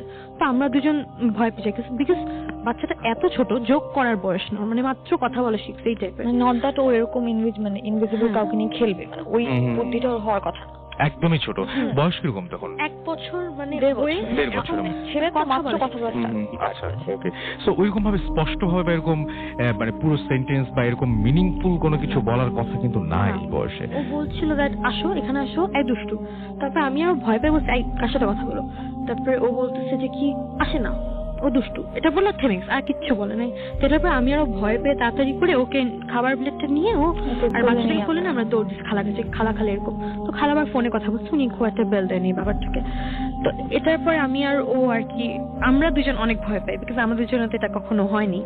সো এটাই ছিল। আর এটার পরেও ওর একটা ছোট বোন হয়েছে, এবং খালা খালু বলে যে ওদের দুজনের মধ্যে একটু প্রবলেম আছে এখনো। অনেকেই বিশ্বাস করে না, কিন্তু ওরা একটু মানে এগুলো বিশ্বাস করে দেখে ওরা এরকম একবার হুজুরের কাছে নিয়ে গেছে, যারা এগুলো মনে করেন হেল্প করতে পারবে। ওদেরকে বলেছে যে আমার বাচ্চাদের অনেক সমস্যা হয়, প্লাস খুবই শুকনা, হ্যাঁ, আর প্রায় অসুস্থ হয়ে যায়, কিছু হলে ওদের সমস্যা হয়, তো কি করতে পারি, তো মানে কোনো সমস্যা আছে নাকি দেখাতে। আর হুজুরটা বলেছে যে আসলে ওদের সাথে কিছু আছে, হুজুরটা বলেছে ওদেরকে হালকা অনেক তাবিজ দেওয়া, মানে ক্ষতি করে না, কিন্তু ওই মানে অ্যাবনর্মাল জিনিস হতে থাকে। ওকে, থ্যাংক ইউ ভেরি মাচ। ঘটনা বলবো হচ্ছে ঈদের দ্বিতীয় দিনের ঘটনা। আমাদের যাওয়ার কথা ছিল হচ্ছে মুন্সিগঞ্জ ফয়সাল বাড়ির ওখানে। তো ওরা চলে যাচ্ছে ঈদের 2 দিন আগে। তোর মা জবাব দিয়ে যায় যে আমাদের বাড়ি যেতে হবে। তো আমাদের প্ল্যান ছিল যে আমরা 6-7 ফ্রেন্ড মিলে যাবো, বাসে করে যাব। কিন্তু একটা বিশেষ কারণে ওরা যেতে পারে না। তো আমার ফ্রেন্ড শাকিল, ওর বাইক আছে, তো ওরা কেউ না যাওয়ার কারণে আমি আর শাকিল যেতে হয়। তো সাধারণত আমাদের পরদিন সকাল আমার 10টার সময় ঘুম থেকে উঠে 12টার সময় রওনা দিই। তো আমাদের ফয়সাল ফোন দিয়ে বলছিল যে আমাদেরকে সন্ধ্যা 6টার মধ্যে উপস্থিত থাকতে হবে, হ্যাঁ, কারণ গ্রামের রাস্তাঘাট খুব ঝামেলা হতে পারে, যে কোনো ঝামেলায়। তো আমরা 12টার সময় রওনা দিই। তো কিছু দূর যাওয়ার পরেই, যাত্রাবাড়ি পার হওয়ার পরে আমাদের ফোন আসে যে আমাদের নারায়ণগঞ্জ যেতে হবে। তো বিশেষ একটা কারণে আমাদের নারায়ণগঞ্জ যেতে হয়। তো ওখানে প্রায় 1 থেকে 1.5 ঘন্টা সময় পাস হয়ে যায়। তো ওখান থেকে আমরা যখন ফেরত আসি তখন 6টার সময় ব্রেক করি। তো মেঘনা ব্রিজ পার হলাম। মেঘনা ব্রিজ পার হয়ে কিছু দূর যাওয়ার পরই ভবের চর বাজারের নাম হচ্ছে ভবের চর, হাটের ডান পাশে। তো ওই যে সিজনালি ঈদ সিজন ছিল বলে কিছু দোকানপাট বন্ধ ছিল, আবার কিছু দোকানপাট খোলাও ছিল। তো আমরা এক চাচা দোকানদার ছিল যে হচ্ছে চা বানাতো। তো ওনার কাছে গেলাম, ওরা জিজ্ঞেস করলাম যে চাচা যে গ্রামে যাবো ফয়সাল, ওই গ্রামের নাম হচ্ছে মাথাভাঙ্গা গ্রাম। তো বললাম চাচা এখান থেকে আপনাদের রাস্তাটা, যে হ্যাঁ এইখান থেকে রাস্তা, সাবধানে যান। তো আমরা কিছু যাওয়ার পরই আমাদের বাইকটা হেলতে থাকছিল, মানে উপরে হতে যাচ্ছিল। তো পিছন থেকে তাকে দেখলাম যে আমাদের বাইকের পিছনের চাকাটুকু লিক হয়ে গেছে। তো সামনে একটি ছোট একটা বাজার ছিল, তো ওখানে একটা ওয়ার্কশপ খোলা ছিল, সে কিছুক্ষণের মধ্যে বন্ধ করে দিবে। তো অনেক রিকোয়েস্টের ফলেই সে ঠিক করে দেয়। তো ওখানে আমাদের আধা ঘন্টা লেট হয়ে যায়। তো ওখানকার যে ঠিক করে দিয়েছে দোকানদার ওয়ার্কশপের, তো উনি বললো যে ভাই সাবধানে যান, ডানে বামে তাকাবেন না। তো আমরা কিছু জিজ্ঞেস করতে যাব, তিনি কোনো উত্তর দিলেন না। তো সাধারণত আমরা তো বাইক চালু করলাম। কিছু যাওয়ার পর একটা লোহার ব্রিজ পার হলাম। লোহার ব্রিজ পার হওয়ার পরে আমাদের একটা ছোট একটা বাজার পরে, ওখান থেকে আমার বন্ধু শাকিল, ওর মাথায় হেলমেট ছিল, ও খেয়াল করেছে বিষয়টা যে সামনে একজন বড় লোক একটা বেঞ্চের মধ্যে বসেছিল, তার চোখগুলো ছিল সাদা, মোটরসাইকেল হেডের আলোতে দেখা যাচ্ছিল চোখগুলো সাদা হয়ে আছে। তো আমার বন্ধু শাকিল আবার ভূতে বিশ্বাসী নয়, সে এগুলো কোনো তোয়াক্কা করেনি। সে সাধারণত মোটরসাইকেলটা তার বড় লোকটা দিয়ে সামনে গিয়ে রাখে। তো বড় লোকটা বেস্ট এরকম ছিল, গ্রামের সাধারণ মানুষের মতোই, লুঙ্গি পরা, তারপর সেনুগঞ্জি পরা, গলা গামছা বাঁধা, সে মাথা নিচু করে বসেছিল। তো আমরা গেলাম, তার সামনে গিয়ে থামালাম। তো শাকিল জিজ্ঞেস করলো চাচা মাথাভাঙ্গা গ্রামের রাস্তাটা কি এদিক দিয়ে? তো তিনি 1 মিনিট পর মাথা উঁচু করে বললেন যে আপনারা কোথা থেকে আসছেন? তো আমরা বললাম যে চাচা আমাদের ঢাকা থেকে আসছে, আমরা ফ্রেন্ডের বাড়িতে যাবো, মাথাভাঙ্গা গ্রাম থেকে এদিক দিয়ে কিনা। তো তিনি দাঁড়িয়ে গেলেন এবং বললেন যে হ্যাঁ এদিক দিয়েই। এই কথা বলে তাই সে আর কোনো আমাদেরকে প্রশ্ন করার সুযোগ না দিয়েই সে উল্টা পথে হাঁটা শুরু করলো, অর্থাৎ আমরা যে রাস্তায় যাবো তার উল্টো দিকে হাঁটা শুরু করলো। তো আমার ফ্রেন্ড শাকিল ডাক দিতে গেল, বাট সে কোনো তোয়াক্কা করলো না, সে তার মতো হেঁটে যাচ্ছে। কিছু দূর যাওয়ার পরে হঠাৎ রাস্তাগুলো খুব ভাঙা ছিল, তো আমরা আস্তে আস্তে চালাচ্ছিলাম। তো কিছু দূর যাওয়ার পরে আমাদের রাস্তা একটু ভালো হয়ে যায়। তো আমার ফ্রেন্ড শাকিল সে বাইক স্পিডে চালায়। হঠাৎ করেই রাস্তার মাঝখানে, রাস্তার সাইডেই কেউ এসে দাঁড়ায়, হাত দিয়ে ইশারা দেয় যে কেউ এসে দাঁড়ায়। সাদা কাপড় পরা বলতে যে লুঙ্গি সেনুগঞ্জি, মাথায় গামছা, কিছু দাড়ি ছিল সাদা সাদা, উনি এসে দাঁড়ায়। তো এটা খেয়াল করে আমার বন্ধু শাকিল, কারণ তার মাথা হেলমেট ছিল, চোখ ঢাকা ছিল, কোনো সমস্যা ছিল, বাট সেই রাতে খুব বাতাস ছিল, আমি চোখ বন্ধ করে রেখেছিলাম। তো হঠাৎ বাইক ব্রেক করার কারণে আমি থেমে যাই, মানে হঠাৎ থেমে যায় বাইকটা। তো আমি সামনে তাকায় দেখি যে দুজনের সামনে তাকায় দেখি যে সেই বুড়ো লোক দাঁড়িয়ে আছে। তো আমরা আবার দুজনের দিকে তাকানোর ফলে কিছুক্ষণ তাকিয়ে রইলাম, অবাক দৃশ্য যে কি হলো এটা। আমরা যখন আবার সামনে তাকাবো, দেন দেখি বুড়ো লোকটা উধাও হয়ে গেল। বড় লোকটার জায়গায় নেই। আমরা ডানে বামে তাকালাম, কোনো জায়গায় পেলাম না। তো হঠাৎ দেখি শাকিলের হাত পা কাঁপা শুরু করছে। শাকিল বলতেছে, বন্ধু তুই চালা বাইকটা, আমি চালাতে পারবো না। তাই আমি বললাম, বন্ধু আমারও বুক কাঁপতেছে, আমিও চালাতে পারবো না, তুই চালা নিয়ে যা। তারপর আমি ফয়সালকে ফোন দিলাম। ফয়সালকে ফোন দিয়ে বললাম যে, বন্ধু তুমি তোমার বাড়ির সামনে দাঁড়াও, আমরা আসতেছি। তো বাইকটা আবার স্টার্ট করলো, কিন্তু বাইকটা চালানোর সময় ঠিক আমাদের 5 মিনিট লেগে যায়। কিন্তু 5 মিনিট লাগার ফলেও শাকিল এমনভাবে বাইকটা চালাচ্ছিল যে প্রায় ঘন্টাখানেক ধরে চালাচ্ছে, এত আস্তে আস্তে চালাচ্ছিল, মানে তার হাত কাঁপতেছে, পুরো বাইকটা কাঁপতেছে। ওকে, থ্যাংক ইউ ভেরি মাচ আপনার ঘটনার জন্য। আহমেদ বিতান, রাজবাড়ী জেলার পাংশা থানা শাওরাইল আমার বাড়ি। তা আমি যে কাহিনীটা বলবো সেটা একেবারে আমার জীবনের সত্যিকারের কাহিনী, এবং যাদের বয়স 50-এর উপরে আছে তারা সবাই এই কাহিনীর ব্যাপারটা জানে। আর 50-এর নিচে যারা আছেন তারা হয়তো কেউ ট্রাস্ট করবেন না, কেউ করবেন, সেটা তাদের ব্যাপার। কিন্তু যেটা আজকে আমি বলবো সেটা একটা সত্যিকার মহামারীর কাহিনী। আচ্ছা, আমি তার আগে একটু বলে দিই সবাইকে, সেটা হচ্ছে যে আমরা জানি যে এখন চিকিৎসা বিজ্ঞান অনেক উন্নত, এবং তারপরেও এক সময় এই ধরনের বিশ্বাসগুলো ছিল, এবং যাদের এই বিশ্বাস রয়েছে তাদের কাছ থেকে আপনি এই বিশ্বাস কোনোদিন ফিরিয়ে দিতে পারবেন না। সুতরাং আপনি বিশ্বাস আর অবিশ্বাস যাই করেন না কেন, ঘটনাটা শুনবেন এটা আশা করব। তো আমরা চলে যাই ঘটনায়। তখন ওই 65 সাল হবে, 1965 সাল হবে। আমি 5-6 বছর বয়স তখন আমার, একেবারে ছোট, কিন্তু কাহিনীগুলো এখনো আমার চোখের সামনে ভাসে। সারা দেশ জুড়ে ভীষণ মহামারী, হ্যাঁ, পুরা জনপদ একের পর এক ধ্বংস হয়ে যাচ্ছে, মানুষ মারা যাচ্ছে, কবর দেওয়ার পর্যন্ত জায়গা থাকছে না, এমন অবস্থা। মানুষ মরছে, কলেরা আর গুটি বসন্ত একসাথে। বলে রাখা প্রয়োজন যে কলেরা কি গুটি বসন্তর ভ্যাকসিন তখনও হয়নি আবিষ্কার। তা আমাদের গ্রামে থেকে হঠাৎ শুরু হলো মহামারী। আমাদের গ্রামে আরম্ভ হলো, পুরা ইউনিয়ন, পুরা থানা পর্যায়ে চলে গেল, ডিস্ট্রিক্ট পর্যায়ে পুরা মহামারী ছড়ায় পড়ছে। গুটি বসন্ত আর কলেরা। আচ্ছা, এমন অবস্থায় ওই সবার মুখে শুধু ভয় আর ওই আলোচনা। একটা সবচেয়ে বড় ব্যাপার হচ্ছে উলা বিবি। জি, ঘটনাটা হচ্ছে, ব্যাপারটা হলো উলা বিবি নিয়ে। তো উলা বিবি এক এক অঞ্চলে এক এক রকম, কেউ বলে উলা বিবি, কেউ বলে পাঁচুয়ে পাওয়া, আঞ্চলিক ভাষায় বলে, জুজু বুড়ি বলে কেউ, এরকম। কিন্তু ব্যাপারটা হচ্ছে মহামারীরই একটা রূপ, ভয়ঙ্কর একটা রূপই হচ্ছে ওটা। আমার যা আইডিয়া এখন আমি বুঝতে পারি। তখন ওই মানুষ আলোচনা যে উলা বিবিটা, একজন বলে উলা বিবি দেখতে অনেক লম্বা, হাতে ঘোমটা দিয়ে, হাতে লাঠি আছে, সাদা পোশাক, সাদা শাড়ি পরা, ঘোমটা দিয়ে আসে আস্তে আস্তে হাতে লাঠি নিয়ে। আবার অনেকে বলে উলা বিবি দেখতে খাটো এবং কালো, ঘোমটা দিয়ে, হাতে লাঠি আছে, কেউ তার মুখটা অবয়ব দেখে নাই।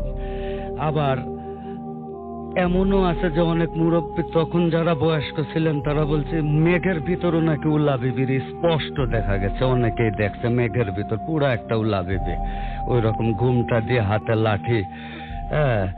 এইটা নিয়ে সারা গ্রাম জুড়ে মানুষের গবেষণা এবং আলোচনা এক জায়গায় হয়, দিনের বেলা হয়ে এটা নিয়ে আলোচনা। কিন্তু সন্ধ্যার পরে গ্রাম একেবারে নিস্তব্ধ, যে যার বাসায় চলে যায়, ঘরে দরজা দিয়ে কুরআন তেলাওয়াত করে। এই হলো ব্যাপার। সবার মধ্যে একটা আতঙ্ক, ভীষণ চোখে মুখে আতঙ্ক বিরাজ করছে সবার চোখে মুখে।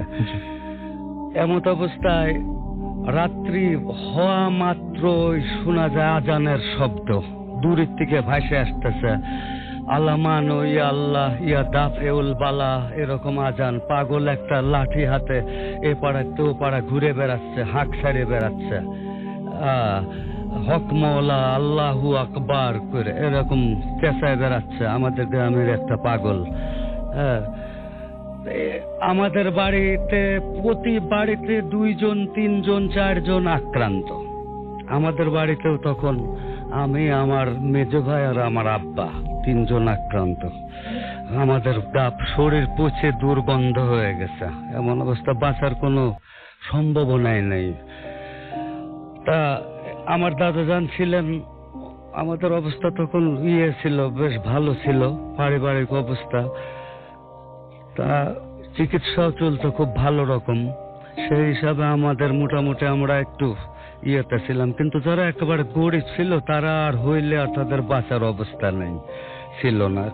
কেউ কানা হয়ে যেত, কেউ মানে মুখে দাগ গর্ত বিভিন্ন এখনো আছে আমাদের ওই জায়গা, সব ওই যাদের হয়েছিল এখনো তাদের বান্না আছে। একজনের নাম, সে ভিক্ষা করে বেড়ায়, 2 চোখ কানা। জজ মিয়া আছে ওই রকম কানা। তো এরকম সব ডিফেক্টিভ হয়ে যায়। তা দাদাজানের অশেষ ইয়েতে দাদাজান ছিলেন একজন আলেম, বড় মাপের আলেম। উনি ইয়ে করাচ্ছেন, ওই নামাজ পড়াইতেন, ইমামতি করতেন মসজিদের। হঠাৎ একদিন এর ভিতরে একদিন শোনা গেল যে দৌড়ায় আসলো দাদাজান মাগরিবের নামাজের ইমামতি করে মুসল্লিদের নিয়ে বেরোইছেন। মসজিদেতে বেরোনো মাত্র সেই পাগলটা হাঁক ছাড়তে ছাড়তে দৌড়ায় আসলো যে আপনারা সবার বাড়ি চলে যান, উলা বিবি ঢুকে গেছে গ্রামে আমাদের। দাদাজান জিজ্ঞেস করলেন তুমি কিভাবে বুঝলে? সে বলল যে আমি দেখলাম যে নদীর চর দিয়ে বালুর ভিতর দিয়ে লম্বা, বিরাট লম্বা শাড়ি পরা, ঘোমটা দিয়ে, হাতে একটা লাঠি, আস্তে আস্তে হাঁটে আসতেছে, উঠে আসতেছে নদীর চর দিয়ে। আমাদের বাড়ির পশ্চিম পাশে নদী ছিল ওটা দিয়ে। তখন দাদাজান বললেন যে আপনি, আর মুসল্লিদের বললেন আপনারা সবাই বাড়ি চলে যান, যার যার ঘরে যায় দরজা দিয়ে জোরে কোরআন শরীফ তেলাওয়াত করেন। আর আমিও বাড়ি গেলাম আমার বাড়িতে। তাই বলে দাদাজান চলে আসলেন। আসার পরে আমাদের যে রুম ছিল ওই রুমে আমরা যেখানে থাকতাম সেখানে আব্বা, আমি আর ভাই আক্রান্ত, আমাদের ওই পাশে বসে মেজো চাচা, সেজো চাচা, সবাই, ফুপু আম্মা সবাই কোরআন শরীফ তেলাওয়াত করতেন বসে, আর সেবা শুশ্রূষা করতেন। দাদাজান আসে, তাড়াতাড়ি আসে বললেন যে তোমরা সব বেরোয় যাও, বেরোয় ঘরের 4 জন 4 কোনায় যাও, 4 কর্নারে যায়, জোরে জোরে কোরআন শরীফ তেলাওয়াত করো। হ্যাঁ, খুব জোরে জোরে, যে যত জোরে পারো। হ্যাঁ, এমন তো অবস্থা করতে করতেই আর দাদাজান লাঠি নিয়ে যায়, বাইরে দাঁড়াইলেন একটা। মানে আমি তো তখন ছোট, আমি তো আর এগুলো পরে সব ঘটনায় শুনছি আর কি, আমি তো দেখতে পারি নাই, আমি তো অসুস্থ তখন। একটু পরে আওয়াজ আসলো পাশের বাড়ির থেকে, বিরাট জোরে কান্নার আওয়াজ। তারপরে খবরে আসলো যে গহর মিয়া আর ওর ছেলে ছিল জজ মিয়া, এই 2 জন, গহর মিয়া মারা গেছে। তখন আব্বা খুব করুণ সুরে বললেন যে গহর চাচা মারা গেছে, এখন আমাদের পালা, 2 সন্তান সহ আমার পালা। হ্যাঁ, তখন আম্মা সবাই সান্ত্বনা দিয়ে বললেন যে না, কিছুই হবে না ইনশাল্লাহ, তোমরা কোনো চিন্তা করে না তুমি। এমন বলতে বলতে হঠাৎ করে আওয়াজ আসলো যে দাদাজান জোরে জোরে বলছেন তুই যাবি কি না বল। তারপর মেয়ে কণ্ঠে ভাঙা ভাঙা গলায় বলছে আমি তো খালি হাতে যাইতে পারি না, আমার তো 2 জন নিতে হবে তোমাদের বাড়ি থেকে। দাদাজান বললেন যে একটাও তুই নিতে পারবি না, পিশাচিনী ডাইনি, হ্যাঁ, একটাও তুই নিতে পারবে না, তুই ঢুকে দেখ। তারপরে সে নমনীয় হয়ে গেল, নমনীয় হয়ে বলল তাইলে হুজুর আমি এখন কি করব, আমার কি করা উচিত? দাদাজান জোরে বললেন তোর কি করা উচিত তুই জানিস, আমার দিক দেখায় দেন, ভাঙা ভাঙা কণ্ঠে, মেয়েলি কণ্ঠে, আমি কোন দিকে যেতে পারি। চারিদিকে গ্রাম মানুষ, জনপদ, উনি পূব দিকটা একটু খালি ছিল, মাঠ ছিল, দেখা দিলেন ওই দিকে যা। তখন ওই দিকের মাঠের ওই পাড়ে ছিল আবার একটা হিন্দু মহল্লা। ওই যখন বললেন ওই দিকে যা, তখন সালাম দিয়ে সে চলে গেল। যাই একটু দূর যায়, ভীষণ দমকা বাতাস আসলো, দমকা বাতাসে ওইটা মিলায় গেল। মিলায় যাওয়ার পরে দাদাজান এসে কোরআন শরীফ দিতে, তোমরা কোরআন শরীফ পড়তে থাকো, আল্লাহ মনে হয় মুক্তি দিছে। হ্যাঁ, তা এমন করতে করতে একটু পরেই আবার সেই হিন্দু পাড়া থেকে উল্লোধ্বনি কান্নার আওয়াজ। হ্যাঁ, তখন আবার বুঝতে আমাদের বাকি রইল না, সবাই বুঝলো যে হিন্দু পাড়ার থেকে কয়েকজন ডাইনিটা শেষ করছে। ইন্দুপাড়াতেও তখন ছাড়াই গেছে। তারপরে এমন অবস্থায় আমাদের দাদাজান তো মোটামুটি সেবা শুশ্রূষা করার পরে আমরা সুস্থ হলাম। সুস্থ হওয়ার পরে তখন গ্রামের থেকে আস্তে আস্তে মনে করেন ওই মহামারীটা কমে আসতে লাগলো। পুরা গ্রাম তখন করা ছিল। আপনার দাদাজান যিনি বলছেন তিনি হচ্ছেন নিজের চোখে এই ওলা বিবি যেটা বলছেন আপনি সেটা দেখেছেন। হ্যাঁ, আমার ধারণা ছিল যে উনি আসলে তখন বসন্ত ছড়িয়ে পড়ে, তা না, মানে কলেরা বা বসন্ত হওয়ার পরে তারপরে উনি আসেন। কলেরা বসন্ত হওয়ার পরে আসে পরে। আচ্ছা, এটা কিন্তু সবাই জানে, যারা প্রবীণ তারা সবাই জানে যে ওরা, কেউ বলে ওরা 7 বোন, আচ্ছা, কেউ বলে ওরা 5 বোন, কেউ বলে 2 বোন, ওরা ওই উলা বেবি। ওটা একটা আর কি মহামারীর রূপ। তা আমাদের গ্রামের চারপাশে দাদাজান বন্ধ করে দিছিলেন, তারপরেও সেটা কাজ হয় না। ওই বন্ধতে গ্রামকে গ্রাম ছড়াই গেছে, মানুষ জনপদ মরছে, কান্না মানুষেরা একটা বিভীষিকা, সেটা না দেখলে ওইটা বোঝা যায় না। আমার কিছুটা এখনো স্মরণ আছে, একেবারে প্র্যাকটিক্যাল জিনিস, এটার ভিতর কোনো নাই। তারপরে এই উলা বিবি নিয়ে, তার উলা বিবি চলে গেল। গ্রামের থেকে আস্তে আস্তে সবাই সুস্থ হইতে লাগলো। এবং উনি মানে এই ওলা বিবি চলে যাওয়ার পর কেউ মারা যায় নাই? না, মারা যায় নাই। এবং যারা ছিল সব ডিফেক্টিভ। আচ্ছা, সব কেউ স্বাভাবিক মানুষ ছিল না, বিভৎস এক একজনের রূপ চেহারা। এখন আমার মুখে দেখেন দাগ আছে, কিন্তু হালকা হালকা পক্ষের দাগ আছে। সেই সময়কার কথা আমার মনে আছে। তা ওই আর কি, এখন ভাবি যে যাদের অক্লান্ত পরিশ্রমে এই কলেরার ভ্যাকসিন, গুটি বসন্তের ভ্যাকসিন আবিষ্কার হয়েছে, যারা করছেন জিন্না, ওনাদের আল্লাহ বেহেশতে নসিব করুক, গুনাহগারটা মাফ করে, যে ধর্মেরই হোক না কেন। এইটুকুই আমার আজকে বলার ছিল এই উল্লা বিবিটা নিয়ে। কিন্তু উল্লা বিবি যে একটা ভয়ঙ্কর, এটা বই হয়েছে উল্লা বিবির উপর, একটা অনেক উপন্যাসও হয়েছে। অনেক ধন্যবাদ আপনাকে আপনার ঘটনার জন্য। প্রথম ঘটনা যেটা বলতেছি সেটা হচ্ছে 2004 সালের শ্মশান ঘাটের।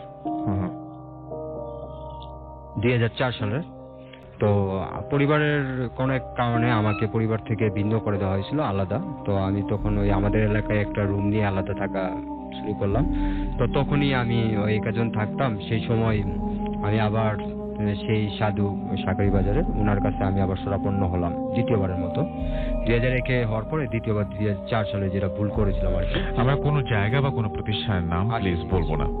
তো পরে ওই সাধুর কাছে গেছি। সাধুর কাছে 3 বছর পরে যাওয়াতে সাধু আমাকে দেখে এক ধরনের চমকে উঠলো যে কি ব্যাপার ইমন, তুমি এই যে সে রাতের বেলায় গেলে 3 বছর পরে আবার আসলে, কি মনে করে? তা আমি বললাম, মানে আমি একটু মনে করিয়ে দিই এখানে যে উনি এটা 3 বছর আগে আপনি যখন গিয়েছিলেন তখন আপনি গেছিলাম, পরবর্তী তখন আপনি মানে ভয়ে পালিয়ে এসেছিলেন অনেক রাত্রে একা একাই। আমি একটু বলি, হ্যাঁ, তারপরে আপনি কোনো একটা জায়গায় আপনি গিয়েছিলেন এবং সেখানে একটা কাজ করতে গিয়েছিলেন এবং সেখানে যাওয়ার পরে আপনি প্রচন্ড ভয় পান এবং কাউকে কিছু না বলে বাইরে আসার নাম করে আপনি বেরিয়ে চলে আসেন। তারপরে আপনি এই 3 বছর পরে এই প্রথম আবার সাধুর কাছে ফিরলেন। ওকে, তারপরে শুনি। তো যাক, সাধুকে তখন বললাম যে এখানে আবার নতুন করে কিছু শেখার জন্য আসলাম। 2004-এ যখন গেলাম, সাধু আমাকে জিজ্ঞেস করলো যখন যে তুমি 3 বছর পরে আমার এখানে আসছো, কিসের জন্য আসছো? আবার আমাকে কিছু শেখার জন্য আসলাম, অজানাকে জানার জন্য। বলে ঠিক আছে, শিখো। তো আমি প্রায় আবার আগের মতো ওর এখানে প্রতিদিন যাওয়া শুরু করলাম। এমনকি এমনও সময় হয়েছে আমি তার সঙ্গে রাতের পর রাত একসঙ্গে থাকছি। তো একদিনকার সন্ধ্যার সময় সাধু আমাকে বলতেছে, ইমন তোমাকে শ্মশানে যেতে হবে, একটা কাজ আছে, ওই কাজটা একটা জিনিস আনার জন্য। তো আমি ওকে জিজ্ঞেস করলাম যে শ্মশানে যাব কি জিনিস আনার জন্য। তো আমরা সাধারণত জানি যে হিন্দুদের চিতায় বা বিশেষ করে হিন্দুদেরকে শ্রাদ্ধ করলে সে চিতায় যখন শ্রাদ্ধ করা হয় তার আগে ওই গঙ্গা জল থাকে আর কি, গঙ্গা জল, সেটা একটা মাটির কলসে করে যে শ্রাদ্ধ করে সে আবার কাঁধে নিয়ে এটা 7টা চক্কর দেয় আর কি। তো ওদের ধর্মের প্রথা এটা আর কি, নিয়ম অনুসারে। তো ওই যে কলসটা 7টা চক্কর দেওয়ার পর এটা ডান দিকে করে এটা মাটিতে ফেলে দেয়। তো মাটিতে যখন ফেলে দেয় তখন ওই কলসের যে মুখের অংশটা অনেক সময় অক্ষত থেকে যায়, এটা ভাঙে না, পুরো কলস ভেঙে গেলেও ওরা ভাঙে না। তো ওই জিনিসটা আমাকে নিয়ে আসতে হবে। তো আমি জিজ্ঞেস করলাম এই জিনিসটা নিয়ে আসলে কি হয়? তো বললো এটা ইফরিত জিন বা ওই যে খারাপ আত্মা, এই ধরনের জিনিস আর কি, এটার একটা ধরনের আমল আর কি, এটা বোধ আমল, কুফরি কাজে ব্যবহার করা হয়, এটা দ্বারা এটা পাওয়া যায়। আমাকে ঠিক আছে। তো তো পরে আমি রওনা হলাম ওইখান থেকে, বাবাজার ঘাটে আসলাম, বাবাজার ঘাট থেকে সোজা আমি চিতাকলা ব্রাহ্মণসূর্য যেটা ওইখানে গেলাম শ্মশানের মধ্যে। প্রায় 8টা বাজে ওই সময় রাতের বেলা যেখানে পৌঁছালাম আর কি। তো শ্মশান সম্পূর্ণ অন্ধকার, আকাশটা সম্পূর্ণ ভারী, চারদিক সম্পূর্ণ ঘন অন্ধকার, কেউই ছিল না শ্মশানে। আর ওই শ্মশানের পাশেই আর কি একটা মন্দির আছে, আর মন্দিরের ঠিক একটু প্রায় 20-30 গজ বা 50 গজের মধ্যে আর কি একটা মসজিদ আছে আর কি। তো আমি শ্মশান অনেকক্ষণ দাঁড়ার পর দেখলাম যে কোনো লাশ নাই বা কোনো পুরানো কোনো একটা হরিশ পাথর দেখতেছি না। তখন আমি ওইখান থেকে ওই পা হেঁটে সামনে যে একটা চায়ের দোকানে খানিকক্ষণ বসলাম। কোনো বসে চাটা খাইতেছি, অপেক্ষা করতেছি যদি কোনো লাশ পুরাতে আসে তখন আমি যে জিনিসের জন্য আসতাম সেই জিনিসটা নিয়ে এখান থেকে যাই।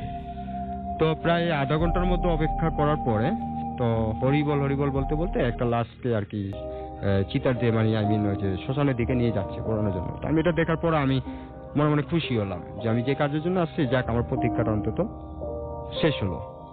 তো আমি ওই তাদের সঙ্গে যে তাদের যে দল বল যারা ছিল যাওয়ার জন্য তাদের সঙ্গে আমিও শ্মশানে প্রবেশ করলাম। তো শ্মশানে যাওয়ার পরে তো আমার এক ফ্রেন্ড, নাম বললাম না, তো ওই ফ্রেন্ডটা ওইখানে ছিল, তো অসংখ্য কুশল বিনিময় করলাম। তখন জানতে পারলাম ওই ফ্রেন্ডের পিতা আর কি ক্যান্সার রোগের আক্রান্ত হয়ে মারা গেছে, উনাকে শ্রাদ্ধ করা হবে আর কি।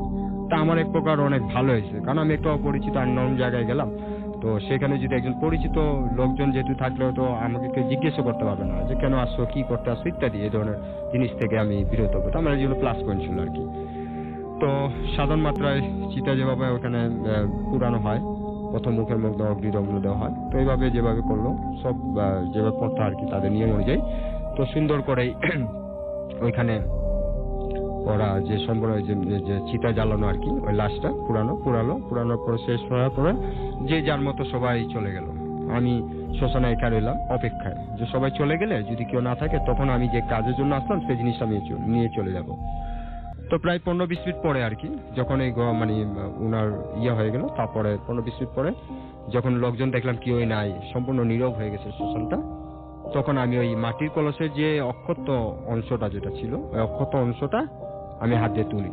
তার আগে বলি ওই যে বন্ধুটা আর কি ফেলেছিল ওই সময় অক্ষতই ছিল, ওটা ভাঙেনি, সম্পূর্ণ কলসিটা ভেঙে গেল, মাথাটা অক্ষত ছিল, সেটার জন্য আমার প্লাস পয়েন্ট ছিল আর কি। তো আমি বললাম যাক আজকে যে কাজের জন্য আজকে অন্তত সফলতা লাভ করতে পারবো, যেহেতু মাথার অংশটা এখনো অক্ষত আছে। তো সবাই চলে যাওয়ার পরে আমি ওই কলসের অংশটা নিয়ে আমি ওইখান থেকে খেয়াঘাট মানে গুদারাঘাট সেই ঘাটের দিকে আসলাম, 10 মিনিটের রাস্তা আর কি। তো আসার পথে ওই পুরোনো হিসাবের মতো অনেকে আপনজনের ডাক ইত্যাদি, এটা তো রক্ষা করলাম না যেহেতু এক্সপিরিয়েন্স আগে ছিল যে এই ধরনের ডাক ডুক আসে। আর তাছাড়া সাধু আমাকে কিছু মন্ত্র শিখিয়েছিল আগে, তো ওই মন্ত্রগুলো পড়তেছিলাম রাস্তায় যখন বের হয়েছিলাম, তখন মন্ত্র পড়তে পড়তে ওই জিনিসটা নিয়ে যাচ্ছি। তো ঘাটের মধ্যে আসি, ঘাটের মধ্যে আসার পরে একটা নৌকা রিজার্ভ করে ভাড়া করলাম যে কোথায় বাবুবাজার যাবো ঘাটের মধ্যে। তো 120 টাকা দিয়ে মোটামুটি ভাড়া রিজার্ভ নিলাম, তো ওটার মধ্যে উঠলাম। মোটামুটি এই যাবৎ পর্যন্ত কোনো দুর্ঘটনার সম্মুখীন বা ঘটনা হয়নি। তবে যখন আমি বুড়িগঙ্গা নদীর মাঝামাঝি স্থানে চলে আসলাম তখন প্রায় মনে হয় 12টা বা 12টা বাজে রাতের বেলা। তো ওই সময় একটা জিনিস লক্ষ্য করলাম, বাম দিক এবং ডান দিক দুই প্রান্ত থেকে ওই যে বালু ভর্তি যে ট্রলার গুলো আসে, এটা সারি বাই সারি করে আসতেছে, এমন অবস্থানে আসতেছে যে আমাদের নৌকাটা কোনো ওয়েতে ওইটা যে তাদেরকে পাশ কাটিয়ে বেরোবে এটা কোনো অবস্থান ছিল না। তো মানে দুর্ঘটনা ছাড়া কোনো উপায় নেই, মানে আমাদের হয়তো মৃত্যু হবে বা একটা অন্য কিছু ঘটবে, এরকম একটা ঘটনার সম্মুখীন হয়ে গেলাম আমরা। তখন কি করব, আর আমি তো সাঁতারও জানি না। তো এর মধ্যে মাঝি যেটা আসছিল, তো মাঝি আবার কি করছে, তার হাতের যে বৈঠাটা সেটা ফেলে দিয়ে নদীতে ঝাঁপ দিয়ে দিল। আমি তো মানে একেবারে অচল অবস্থা এখানে বসে এলাম স্টিল হয়ে, যে আমি এখন কি করবো, আমি তো সাঁতারও জানি না। তো এর মধ্যে ওই যে আপনার ট্রলার একটা অংশ আর কি আমাদের নৌকার সঙ্গে ধাক্কা লাগাতে আর নৌকার এক কোনা ভেঙে গেছিল আর নৌকার উল্টে গেছে, আমিও পানিতে পড়ে গেলাম। আমি পুরো স্পষ্ট দেখতে পারতেছি, আমি চোখ খুলে আমার, এবং আমি অনুভব করতেছি আমি পানিটা অলরেডি তলিয়ে যাচ্ছি, আস্তে আস্তে তলিয়ে যাচ্ছি, মানে মৃত্যুর নিকটবর্তী যেরকম হয় এরকম একটা অনুভব করতেছি। তো এর মধ্যেই আমার হাতের সামনে ওই কাঠের একটা টুকরো আসছিল, সেটা আমি ধরে এটা বাঁচার জন্য চেষ্টা করতেছি। তো এরই মাঝে হঠাৎ মাঝির শব্দ পেলাম, মাঝি আমাকে বলতেছে ভাই বাবুবাজার ঘাটে চলে আসলাম। তখন আমার কাছে অবাক লাগলো, আমি যে এতক্ষণ একটা দুর্ঘটনা দেখলাম সেটা কি হ্যালোসিনেশন ছিল না এটা কি বাস্তব ছিল না দুঃস্বপ্ন ছিল, কিছু বুঝতে পারলাম না। কারণ মাঝি যেন আমাকে বলতেছে যে আমি ঘাটে চলে আসছি, আমিও তখন চারদিক চায় দেখতেছি, আসলে তো আমরা ঘাটে এবং আপনি নিরাপদে পৌঁছে গেছেন, এবং আপনি যেরকম ভাবে মানে এতক্ষণ ধরে পানির নিচে চলে গিয়েছিলেন সেরকম কোনো কিছুই ঘটেনি। কোনো কিছু না। আর ওই সময় আসলে একটা জিনিস কি রাসেল ভাই, আমি ওই সময় শরীরের দিকে লক্ষ্য করতেছি না, আমার শরীরটা ভিজা নাকি, আমি শুধু সেটা আমরা পরে শুনি। যাই হোক আমি অবাক হচ্ছি না, আমি অবাক হইতেছি, আমি মানে পড়ছিলাম এরকমই। তো যাই হোক ওইখান থেকে আবার আপনার কি বলে ওই আপনার না রিক্সায় চেপে আবার ওই সাধুর এখানে গেলাম। তো সাধু আমাকে দেখে মুচকি হাসি দিল। মুচকি হাসিতে বলতেছে, ইমন আমি জানি তুমি যে কাজে যাবা সে কাজটা সফল হবে না, তুমি যে কাজে গেছো সে কাজটা সফল হবে না। আমি কি বলেন, আমি তো অপরত ওই যে আপনার যে কলসের অংশটা সেটা তো নিয়ে আসছি, আমি অবশ্যই নিয়ে আসছি, আমার হাতে আছে। তো উনি আবার আমার ডান হাতটা তুলে উপরের দিকে নিয়ে আমাকে বলতেছে, এই জিনিসটা কি সে অক্ষত কলসের অংশ? আগে মানে তা আমি আবার চেয়ে দেখলাম, তখন আমার হাতের মধ্যে ওই সেই কাঠের টুকরো যেটাতে আমি বাঁচার চেষ্টা করতেছিলাম, ওই দুর্ঘটনা যেটা দুঃস্বপ্ন না বাস্তব ছিল জানি না, তবে ওই সময় আমার হাতের মধ্যে। আর তখন আমি আমার সারা শরীরের দিকে লক্ষ্য করলাম, যেটা মানুষ কাপড় পরে গোসল করলে যেন ভিজা থাকে শেষের অবস্থা, আমার সারা শরীরটা ভিজা। আসলে আমি আজও এর উত্তরটা পাইনি, আমি যতই আমল জানি না কেন, আমি আজ পর্যন্ত এই ঘটনা কি আমার জীবনে বাস্তবতায় সত্য হয়েছিল না আমি এক ধরনের দুঃস্বপ্ন দেখেছিলাম আমি জানি না। সেটা আমার প্রথম ঘটনা। আমি নয়ন ফ্রম উত্তরা। তো রাসূল ভাই, আমার স্টোরিটা ছিল একটা ফ্রেন্ড লিমন তার বাবাকে নিয়ে। তো ওই আঙ্কেল মারা যায় অলমোস্ট 3 ইয়ার্স আগে, জানুয়ারি মাসে। তো তখন মেইনলি শীতকাল, তো ঢাকা থেকে তার লাশটা গ্রামে নিতে অনেক রাত হয়ে যায়। তো তখন সবাই ওয়েট করে পরদিন সকালে দাফনের জন্য। ভোরবেলায় তাদের বাড়ির বেলকনিতেই লাশটাকে গোসল করানো হয় এবং দাফনটাও কমপ্লিট হয়। তো তাদের বাড়ির লোকেশনটা ছিল এমন যে বাড়ির সামনে বরাবর যে রাস্তার পাশে বেশ ঘন একটা বাঁশঝাড় এবং বাড়ির পশ্চিম দিকে ছিল তাদের পারিবারিক কবরস্থান। তো ওই দিনটা পার হয় এবং সেদিন রাত্রে আমার ওই ফ্রেন্ড এবং তার আম্মু তাদের বাড়িতে ঘুমাতে যায়। এরপর একটা সময় আনুমানিক 1:30 বা 2টা বাজে, আমার ফ্রেন্ড ছিল তখন আধঘুমে। তখন ওর মনে হলো যে একটা দমকা হাওয়া আর একজন রুমে প্রবেশ করলো এবং তার সাথে দরজার পাশে রাখা পাতিলগুলো পড়ে গেল। তো চমকে উঠলো যে শীতের সময় দরজা জানলা সব অফ করা, তো এটা কিভাবে সম্ভব? তারপর মনে হতে লাগলো যে রুমের টেম্পারেচারটা অটোমেটিক্যালি বেড়ে যাচ্ছে এবং একটা তীক্ষ্ণ আগরবাতি স্মেল তার নাকে আসলো। এবং একটা সময় যে রুম মানে প্রচন্ড শীতকাল হওয়ার পরেও রুমটা অত্যন্ত গরম হয়ে গেল এবং সে জাস্ট চোখ বন্ধ করেছিল এবং অনেক ঘামতে থাকে। হঠাৎ তার ফিল হলো যে মাথায় কোনো একটা ঠান্ডা হাতের স্পর্শ এবং তার মনে হচ্ছে কেউ একজন তার মাথায় হাতটা বুলিয়ে দিচ্ছে। তো ও নর্মালি ওর আম্মুর হাত মনে করে জাস্ট হাতের বুড়ো আঙুলটা ধরে একটু স্বস্তি পায়। তো ওর কেন যেন মনে হলো যে হাতটা ওর পরিচিত, বিকজ ওর যে বুড়ো আঙুলটা ধরেছিল ও ফিল করলো যে হাতে ঘন পশম এবং হাতের নখটা ছিল জাস্ট অ্যাঙ্গেল টাইপের এবং হাতের কোনো ক্ষতস্থানে হাত পড়লো যেখান থেকে রক্ত বা সামথিং লিকুইড তার হাতে লাগলো। তো ও তখন মনে পড়লো তার বাবার কথা, কারণ ছোটবেলা থেকে ও অনেক ওর বাবার আদরের ছিল এবং অল টাইম ওর বাবার পাশে ঘুমাতো এবং ঘুমানোর সময় জাস্ট তার হাতের বুড়ো আঙুলটা ধরে ঘুমাতো এবং তার হাতেও ছিল ঘন পশমওয়ালা এবং মারা যাওয়ার আগে হাতে একটা ইনফেকশন হয় যেখান থেকে প্রায় ব্লিডিং হতো। তো ও সাথে সাথে হাতটা ছেড়ে দিয়ে জাস্ট কম্বলের নিচে ঢুকে যায় এবং ফিল করলো কয়েক মিনিটের মধ্যে রুমের টেম্পারেচারটা আগের মতো কমে জাস্ট এভারেজ টেম্পারেচারে চলে আসে। তার 2-3 ঘন্টা পর ফজরের ঠিক কিছুক্ষণ আগে তারা দুজনই সজাগ ছিল। তো তারা শুনতেছিল যে বেলকনিতে লাশটাকে গোসল করানো হয়েছিল ওখানে এক কোণা থেকে আরেক কোণায় জাস্ট কেউ একজন আর্তনাদ করে দৌড়ে যাচ্ছে এবং এসে এসে তাদের দরজা ধাক্কা দিচ্ছে। তো এইভাবে কয়েকবার করার পর তারা মনে করে যে কেউ হয়তো বিপদে পড়েছে, তারা তাড়াতাড়ি যে দরজাটা খুলে দেয় এবং কাউকে পায় না। তো এখানেও ভয় পায়, তাড়াতাড়ি করে দরজাটা লাগিয়ে দেয়। সকাল হয়, তো আমার ফ্রেন্ড রাতের ওই হাতের স্পর্শের কথা তার মাকে জিজ্ঞেস করে এবং তিনি কিছুই বলতে পারে না। তো সে হাতে লক্ষ্য করে যে রক্ত তার হাতে শুকিয়ে আছে। তখন তার ওই স্বপ্নের কথা মনে পড়ে এবং তার কেন যেন মনে হয় যে তার মৃত বাবার আত্মা তার সাথে দেখা করতে চেয়েছিল বা এসেছিল। তো ওই দিন সন্ধ্যার দিকে তার আম্মু কোনো একটা রিলেটিভের বাড়িতে যায়। তো ও যায় না, বিকজ ও স্মোক করতো।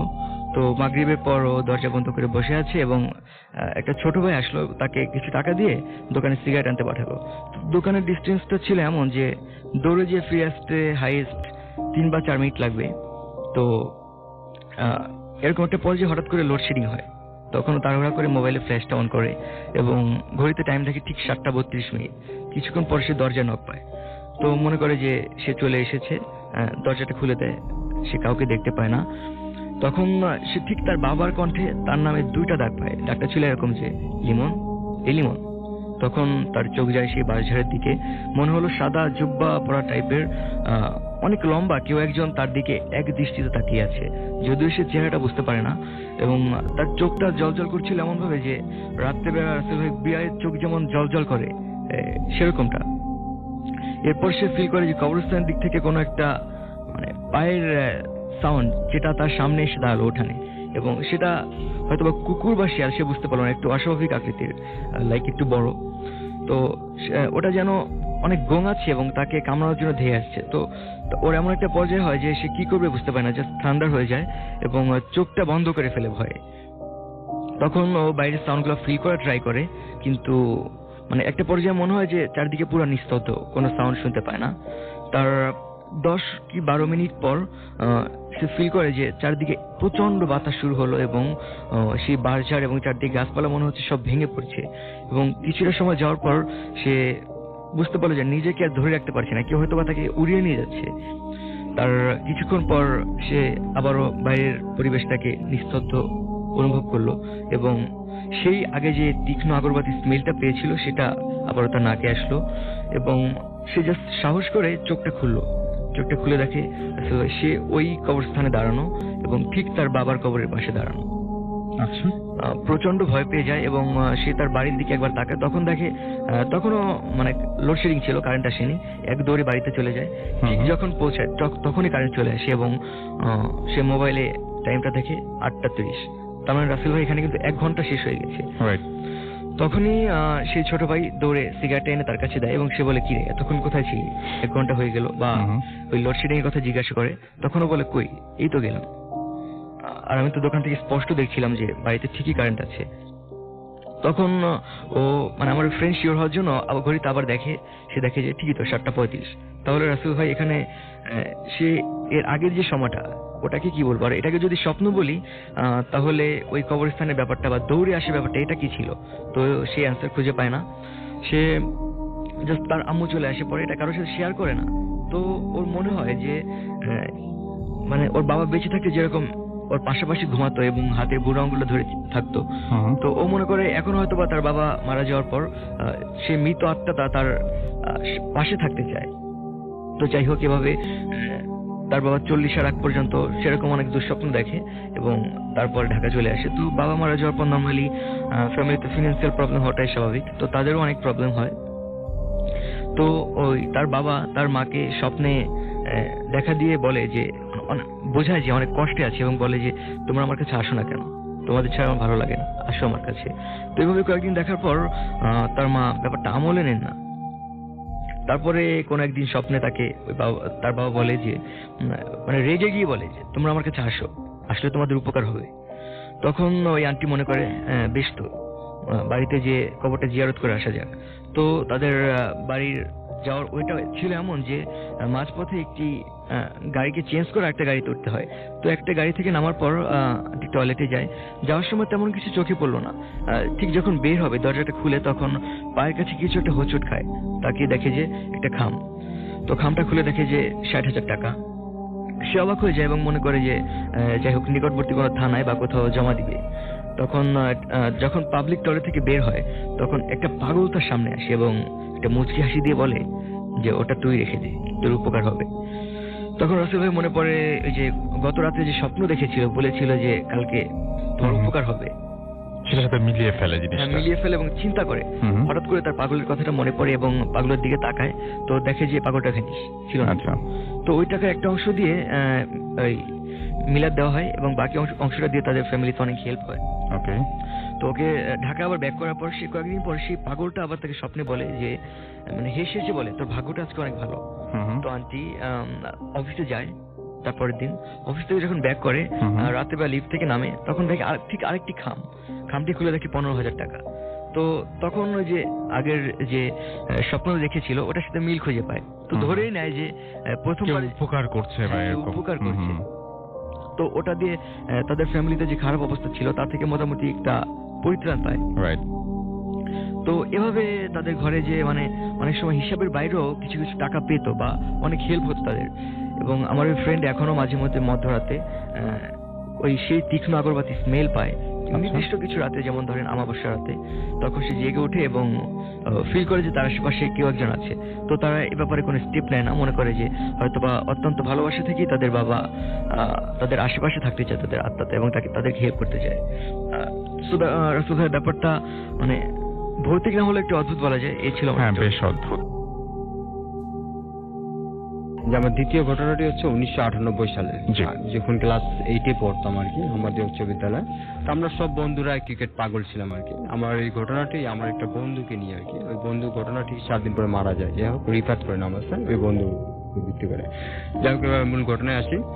তো আমরা প্রত্যেকদিন স্কুল ছুটি শেষে আরমাটলা বাড়ি বালু মাঠের মধ্যে আমরা খেলাধুলা করতাম আর কি, ক্রিকেট খেলতাম।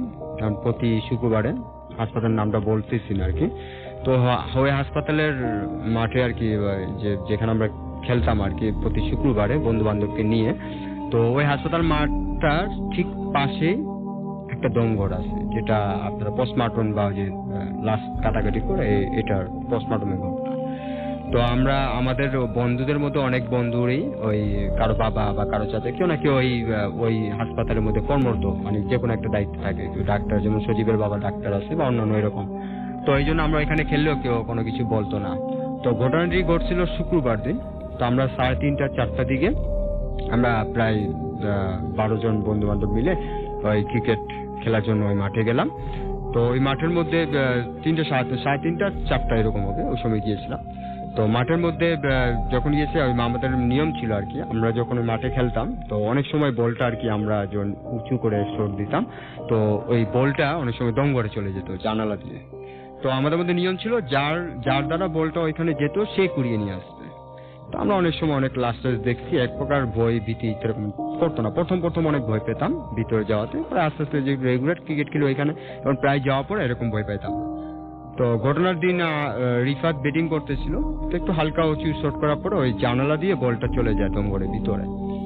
তো আমরা রিফাত সাধারণ নিয়ম অনুযায়ী ওই সে বল আনার জন্য, বল কুড়িয়ে আনার জন্য ওই দমঘরের ভিতরে যায় আর কি, পোস্টমর্টমের ঘরে। আমরা বাইরে তার বল আনার অপেক্ষায় ছিলাম। তো ঠিক তার যাওয়ার খানিকক্ষণ পরে, প্রায় 3-4 মিনিট বা 5 মিনিট পরে রিফাতের একটা চিৎকার শব্দ পেলাম, চিৎকার করে। তো চিৎকার শব্দকে আমরা সব বন্ধুরা ওই তাড়াহুড়ো করে দমঘরের ভিতরে প্রবেশ করলাম। কি হয়েছে বন্ধু, এরকম চিল্লাইছে। তো আমরা ওখানে যা দেখি যে একটা মহিলার লাশ মাটিতে মেঝেতে বিছানা অবস্থা, মারা যাওয়ার যে লাশটা থাকে, লাশ তো লাশই। ওর পাশে আমার বন্ধু রিফাত সেন্সলেস অবস্থায় পড়ে রয়েছে, ঠিক লাশের পাশে। এবং আমার বন্ধু যে রিফাতটা আছে তার ডান হাতের মধ্যে ওই যে আমাদের টেনিস বল যেটা খেলি আর কি, ওই টেনিস বলটা তার ডান হাতের মুষ্টিতে ছিল, এবং লাশের একটা হাত দিয়ে আর কি তার ডান হাতের কবজির উপর অংশটা চেপে ধরে রাখে। তো আমরা এটা দেখে আমরাও সাধারণত হইল্লার চিল্লাচিল্লি শুরু করলাম। এর মধ্যে দমঘরে কর্মরত 2 জন ছিল আর কি, কাকা বড় দাঁড়তাম। ওনারা আসলো, আইসা দেখলো, দেখার পরে ওনারা খুব অবাক হলো জিনিসটা এমন কেন। তো ওনারা অনেক চেষ্টা করছে আমার বন্ধুর হাত থেকে, ওই রিফাতের হাত থেকে ওই লাশের যে হাতটা সেটা বিচ্ছিন্ন করার জন্য। অনেক চেষ্টা করার পরে ব্যর্থ হলো, বারবার চেষ্টা করার ব্যর্থ হওয়ার পরে আমাদেরকে বললো তোমরা সবাই বাইরে চলে যাও, ওই দেখতেছি কি করা যায়। তা আমরা আবার কি করলাম, বন্ধুকে অবস্থায় ফেলে রেখে বাইরে আসতে বাধ্য হলাম। আমরা সবাই বাইরে অপেক্ষা করতেছি। এর মধ্যে আমার যে বন্ধু সজিব, তার বাবা আর কি ডাক্তার, হাড় বিশেষজ্ঞ। তো উনাকে আর কি ডেকে নিয়ে আসা হলো। তো উনি আসছে এবং সঙ্গে আরো একটা নার্স ছিল, ওনারা সবাই আসে ভিতরে। কি করছে না করছে সেটা জানি না, যেটা আমরা বাইরেই ছিলাম সেটা দেখতে পারিনি। তো যখন আমার বন্ধুকে ওইখান থেকে 15-20 মিনিট পরে আর কি বের করে নিয়ে আসলো রোগীদের ট্রে বেড যেটা হয় সেটাতে করে, তখন লক্ষ্য করলাম যে আমার বন্ধুর যে ওই ডান হাত যেটাতে বল ধরেছিল আর কি, সে ডান হাতের কবজির উপরে একটা ব্যান্ডেজ করা, এবং বন্ধুটা সেন্সলেস অবস্থায় ছিল। তাকে এমার্জেন্সি ডিপার্টমেন্টে আর কি ভর্তি করা হলো, এমার্জেন্সি বিভাগে। তো ভর্তি করার পরে ঘন্টাখানেক পরে ওনারও হোশ আসলো। এর মধ্যে তার ফ্যামিলি থেকে তার বাবা মা, মানে রিফাতের বাবা মা সবাই আসলো। আইসা ওনারা আমাদেরকে অনেক বকা টকা দিল যে তোমরা কেন এখানে খেলতে আসো, এটা খারাপ জায়গা, ইত্যাদি অনেক কিছু। তো ওরাও রিফাতকে কি করলো, ওইখান থেকে নামটা কেটে নিয়ে ওর বাসায় নিয়ে চলে গেলো, আর আমরা যে যার মতো বাড়িতে চলে গেলাম। তো পরের দিন স্কুলে আমরা ক্লাস করলাম, ক্লাস করে পরে বন্ধুরা এখানে গেলাম আর কি দেখা করার জন্য রিফাতের বাসায়। রিফাত বিছানায় আর কি বিশ্রাম দিতেছিল, জেগেই ছিল আর কি। তার জিজ্ঞেস করলাম, দোস্ত কালকে কি হয়েছিল, তুই এভাবে সেন্সলেস হলি কেন?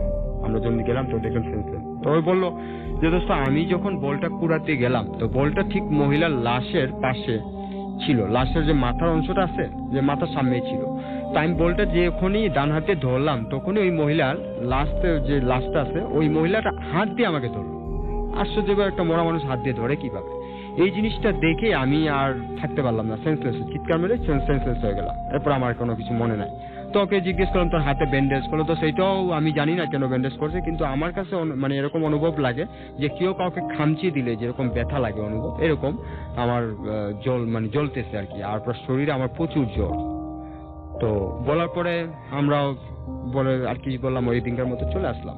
তো এইভাবে প্রায় 6 দিন যাবত আমার বন্ধু এভাবে জ্বরে ভোগলো, জ্বরে ভোগ করবে। আমরা 7ম দিনের মাথায় আমরা ক্লাস করছিলাম সব বন্ধু, তখন স্কুল থেকে স্কুলে নোটিশ আসলো যে রিফাত মারা গেছে। ওর বন্ধু মারা গেছে, খবরটা শোনার পরে খুব অদ্ভুত অবাক হলাম আমরা, আশ্চর্য ব্যাপার, এত সুস্থ একটা ছেলে কিভাবে মারা যায়। তা আমরা গেলাম আমার বাসায় দেখার জন্য। তখন লাশটা আর কি গোসল টোসল করে জানাজার জন্য প্রস্তুত করা হয়, সমস্ত ছিল। তো এখানে বলা বলিতে শুনলাম যে ডেঙ্গু জ্বর, ওই ডাক্তাররা নাকি বলছে ডেঙ্গু জ্বরের আক্রান্ত করে মারা গেছে। তখন বাংলাদেশের মধ্যে আতঙ্কিত ছিল ডেঙ্গু জ্বর ভাইরাস জনিত কারণে, তো এই কারণে নাকি মারা গেছে। তারপরে আমার মনে সবসময় ওই ঘটনার পর থেকে আসলে আমি সবসময় আমার মনে একটা চিন্তা থাকতো যে একটা সুস্থ ব্যক্তি কিভাবে মারা যায়, খুব টেনশন ফিল করতো। আর তখন এই যে জিন টিন বা ব্ল্যাক ম্যাজিক ইত্যাদি কোনো আইডিয়া বা আমার কোনো এরকম জ্ঞান ছিল না, ইফরিত জিন বা অন্যান্য জিনের সম্বন্ধে কোনো আইডিয়াই ছিল না। তো আমি 3 বছর পরে যখন 2001 যে ঘটনা, ওইটার পরে আমি যখন সেগুলো শিখতে পারলাম, তখন আমি আমার বন্ধুর যে বাবা যে ডাক্তারটা ছিল আর কি, ওনার কাছে জিজ্ঞেস করলাম, আঙ্কেল আসলে ঘটনাটা ওই দিনকে কি হয়েছিল, ওই মহিলা কিসের লাশ, মানে কি ছিল যে ওই মহিলাটা এভাবে করলো কিভাবে, তা কি সম্ভব? তখন আমার বললো, ইমন দেখো আসলে ওই মহিলাটা সুসাইড করছে, আমি সুসাইড করে লাশ ওনার পোস্টমর্টমের জন্য কোন এক থানার থেকে আর কি ওইখানে নিয়ে আসলো। তখন আমার বুঝতে বাকি রইল না এটা আসলে ইফরিত বা খারাপ জিন বা খারাপ আত্মার কারণে আমার বন্ধুর মৃত্যু করেছে। হয়তো আজকে আমার বন্ধুকে স্মরণ করি, যখন আমি ঘটনা বলতেছি আমার কাছে খুব খারাপ ফিল লাগতেছে। সে বন্ধুর চেহারা, সে বন্ধুর দিনগুলো এখনো মনে পড়ে। এই ছিল আমার ঘটনা। নিজের এক্সপিরিয়েন্স করা এই স্টোরিটি আমি আগে কারোর সাথে শেয়ার করিনি। এটা অলমোস্ট 1 ইয়ার আগে হবে। আমার কলেজের দেওয়া প্র্যাকটিক্যালগুলো আমার রাত জেগে করার অভ্যাস ছিল। তো এরকম একদিন আমি রাত জেগে প্র্যাকটিক্যাল করছিলাম এবং ঠিক একটা সময় আমার মনে হলো যে রেস্ট নেওয়া দরকার। আমি বালিশের সাথে হেলান দিয়ে জাস্ট রেস্ট নিচ্ছিলাম এবং হঠাৎ আমার ঘড়ির দিকে চোখ পড়ে। তখন আমি তাকিয়ে দেখি ঠিক রাত 12টা। এরপরে আমার এমন ফিল হয় যে আমি এই ঘড়ির দিকেই তাকিয়ে আছি জাস্ট থান্ডার হয়ে, এবং বোবায় ধরলে যেরকম হয় রাসেল ভাই, যে মানুষ নড়তে পারে না বা কিছু করতে চাইলেও সেটা করতে পারে না যে কারণেই হোক।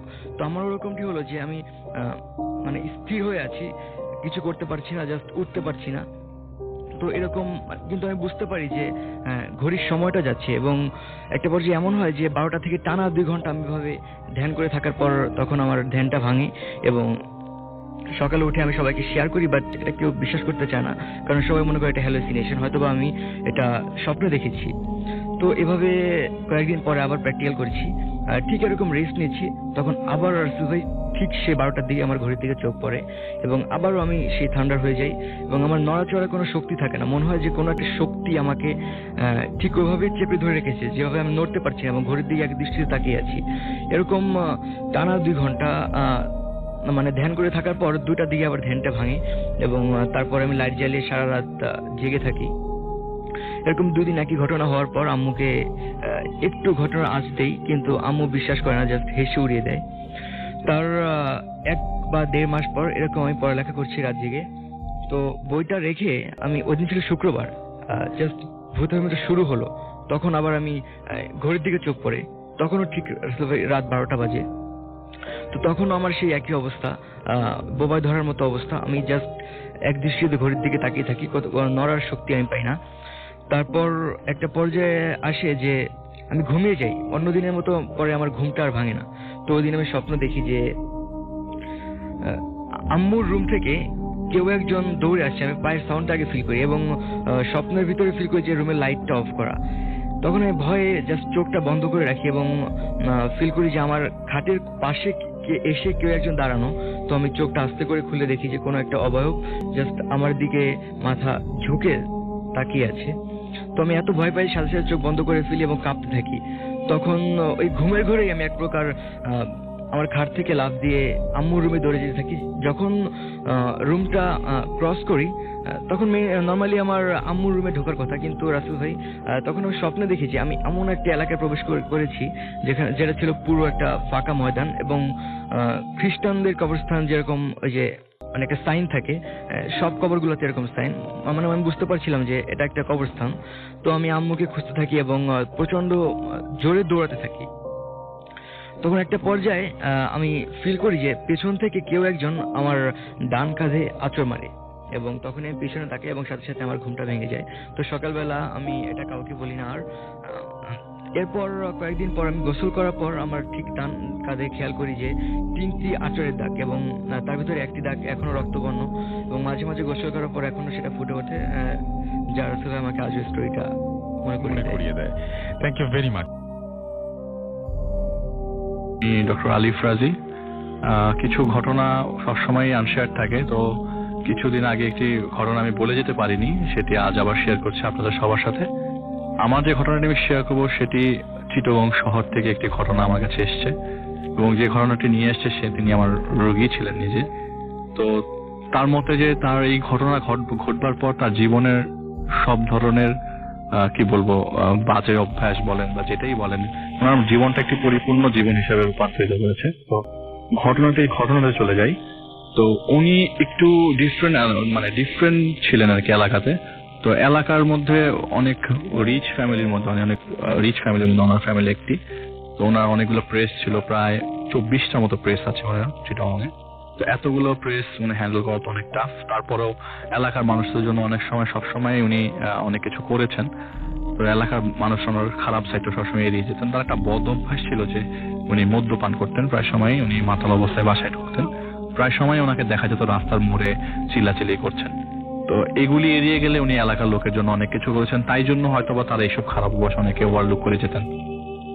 ঘটনার দিন উনি যেদিন অফিস সবকিছু শেষ করে রাত 2টার দিকে বাসার দিকে যাচ্ছেন, তো ওই সময় আড্ডা শেষ করেই তিনি বাসা দিকে যাচ্ছেন। তো ওনার যে বড় প্রাডো গাড়ি সেটি ওই বাসাটার সামনে ওই রোড দিয়ে ছাড়া অন্য রোড দিয়ে যাওয়া সম্ভব না। আরেকটি অল্টারনেটিভ রাস্তা আছে, কিন্তু ওই রাস্তা ছাড়া যাওয়া সম্ভব না। তো উনি রাস্তা দিয়ে গাড়ি যাচ্ছেন। আপনি হয়তো কি চিন্তা করবেন যে একটি গাড়ি হঠাৎ করে 100 বা 90 কিলোমিটার পার আওয়ার চলতে গিয়ে হঠাৎ করে 0 হয়ে যাচ্ছে, হঠাৎ ব্রেক হয়ে যাচ্ছে, এবং আপনি ব্রেকে পা দেন নাই, আপনি কি চিন্তা করবেন ওই সময়? ওনার ক্ষেত্রে ঠিক একই ঘটনা ঘটেছে। উনি আউট অফ নোওয়্যার গাড়িটা হঠাৎ করে থেমে যায় এবং পুরো 0 হয়ে যায় হঠাৎ করে, এবং তার মুভমেন্ট অলমোস্ট স্টিয়ারিং সাথে তিনি বাড়ি খান। খুব হার্ড যে বাড়ি খান তা না, কিন্তু এরকম ব্রেকে সাধারণত আপনি আহত হবেন ফর শিওর, কিন্তু উনি তেমন আহত হলেন না। গাড়িতে একটু জায়গা মতো দাঁড়িয়ে গেলেন এবং আশেপাশে কিছুই দেখা যাচ্ছে না। উনি যে রাস্তা ধরে আসছিলেন, হঠাৎ করে ওনার গাড়ি থেকে ঠিক 2 থেকে 3 ফিট সামনে একদল শিয়াল গাড়ির সামনে দিয়ে হেঁটে যেতে যাচ্ছে। এরকম অবস্থা যে শিয়ালটা মানে ওনার কোনো ক্ষতি করছে বা এরকম কিছু না। শিয়াল এত আস্তে যাওয়ার কথা না, মনে হচ্ছে গরুর পাল যাচ্ছে, কিন্তু যাচ্ছে কিন্তু শিয়ালের পাল। উনি যে লাইট জ্বালিয়ে দেখছে, উনি দেখছে এক ঝাঁক শিয়াল আস্তে আস্তে গাড়ির সামনে দিয়ে যাচ্ছে। এই যাওয়া মুহূর্তে প্রায় 3.5 থেকে 5 মিনিট পর উনি যখন একটা সাউন্ড শুনলো যে গাড়িটার সামনে আগাও, এবং গাড়ির সাউন্ডটা আসলো তার পেছন থেকে। গাড়িতে কে জানি বসে আছে, গাড়িতে কেউ ছিল না, কিন্তু গাড়ি থেকে জানি বসে আছে। এই মুহূর্তে আপনি অবশ্যই গাড়ি টানতে বাধ্য হবেন। উনিও গাড়ি টানতে বাধ্য হলেন এবং উনি গাড়িটা আস্তে আস্তে টেনে নিয়ে সামনে যাচ্ছেন। তো কিউরিওসিটি মাইন্ড থেকে উনি আস্তে করে মাথার পেছন দিকে তাকিয়ে দেখে একটি মানুষওয়ালা বডিতে শিয়ালের মাথা, এবং উনি ওনার দিকে অপলক দৃষ্টিতে গাড়ির পেছনে তাকিয়ে আছেন। উনি এই অবস্থায় গাড়িটি খুব জোরে টানতে টানতে বাসার প্রায় কাছে এসেই ওনার সেন্স থাকে না, উনি গাড়ির ভিতরে অজ্ঞান হয়ে যান। যখন ঘুম ভাঙার পরে রাত সকালবেলা উনি দারোয়ানকে ডাক দেয় এবং ঘুম ভাঙে তার বাসার ভেতরে ঘুম ভাঙার পরে তিনি দারোয়ানকে ডাক দেয়, কিরে আমি এখানে কেন? বলে কি স্যার, রাত্রে 3টার দিকে তো আপনি গাড়ি বাসায় ঢুকানোর পরে গাড়ি থেকে আর নামেন নাই, তো সবাই ভেবেছিল যে আপনি মদ খেয়ে আসছেন কিনা বা কিছু, আপনাকে আর গাড়ি থেকে নামানো হয় নাই, তো সবাই আপনাকে আর ডাকাডাকি করি নাই, আপনি দেখলাম যে ঘুমাচ্ছেন গাড়ির ভেতরে। উনি খুব অবাক হয়ে গেলেন যে এই ঘটনাটা আসলে আমি কার সাথে শেয়ার করবো। বাসায় অ্যাকচুয়ালি ওনার সবার সাথে পরিমাণা হচ্ছিল না, তো উনি ভাবলেন যে আমি মার সাথে জিনিসটা শেয়ার করি। তো মার সাথে শেয়ার করার পর মা বললো, তুই কোথা থেকে মদ খেয়ে আসছিস? তুই এসব বাদ দে, এসব জিনিসগুলো বাদ দে, এই ঘটনাগুলো আমি জানি না তোর সাথে কি ঘটছে। তো উনি বারবার মাকে বোঝানোর চেষ্টা করেছে যে না মা, আমি আসলে মদ্যপান করে আসিনি, ওই দিন আমার হিতাহিত জ্ঞান ছিল, কিন্তু আমি এরকম কেন দেখলাম। তো যাই হোক, উনি এই ঘটনার পরে যেদিন আরেকটি ঘটনা ঘটে যায়, উনি এই জিনিসটা পরে আর পাত্তা দেননি, মনে করেছেন যে আসলে হয়তো আমারই ভুল ছিল বা আমি কিছু একটা ভুল দেখেছি, এরকম হয়তো আর দেখবো না। এই জিনিসটা চিন্তা করে তিনি নর্মাল লাইফ লিড করতে থাকলেন। ওই ঘটনার 15 দিন পর তার বোনের এঙ্গেজমেন্ট ঠিক হয়ে যায়। তো বোনের এঙ্গেজমেন্ট ঠিক হওয়ার ঠিক আগের দিন তো সবাই বিভিন্ন কাজ ডিস্ট্রিবিউট হয়েছে, ওনার ভাগে বাজার পড়ে। তো রাত 12টার দিকে নর্মাল অবস্থায় বাজার করে উনি বাড়ি ফিরছিলেন। বাজার করে দিয়ে কমিউনিটি সেন্টারে, যেখানে এঙ্গেজমেন্টের প্রোগ্রাম হবে, সেখানে জিনিসপত্র রেখে তিনি বাসায় আসছিলেন। বাসায় আসবার সময় ঠিক একই জায়গায় হঠাৎ করে গাড়িটি জিরোতে ব্রেক করে ফেলেন উনি। মানে ওনার অজান্তে গাড়িটি জিরোতে ব্রেক, কে করেছে ওনার কোনো ধারণা নেই, কারণ ওনার কোনো আইডিয়া নেই। গাড়িটি ব্রেক করে গাড়িটি থেমে যায় রাস্তার মাঝখানে, এবং হঠাৎ করে তার গাড়ির ফ্রন্ট গ্লাসে একটি সদ্য জন্মানো একটি বাচ্চা এসে বাড়ি খায়। মনে হচ্ছে কেউ যেন একটা কাগজ ছুঁড়ে মেরেছে ওনার গ্লাসে। বাচ্চাটি থেতলে ওনার গাড়িতে একদম থেতলে পড়ে। সামনে কিছু নাই, সামনে অন্ধকার, পেছনে অন্ধকার। এই অবস্থায় উনি গাড়ির দরজা খুলে এক দৌড় দেন যে জীবনে যা আছে গাড়ি তার উঠবো না। উনি সামনে এগিয়ে প্রায় অনেকটুকু দৌড়ানোর পরে সামনে গিয়ে দেখলেন যে 3-4 লোক রাস্তাতে হেঁটে যাচ্ছে। তো ওনাদের কাছে সাহায্য নেবার জন্য ওনার একজনের ঘাড়ে যে পিছনে যে ছিলেন সর্বপিছনে, তার ঘাড়ে যে হাত দিলেন, আমার একটু হেল্প করবেন।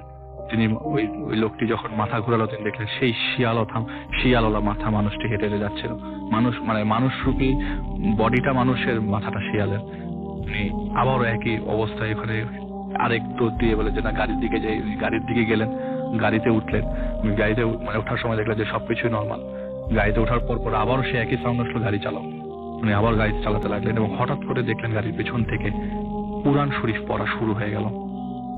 সেই শিয়ালওয়ালা মাথা মানুষটি কুরআন শরীফ পড়া শুরু করলেন। বাড়ি আসা পর্যন্ত কুরআন শরীফ পড়তে লাগলেন।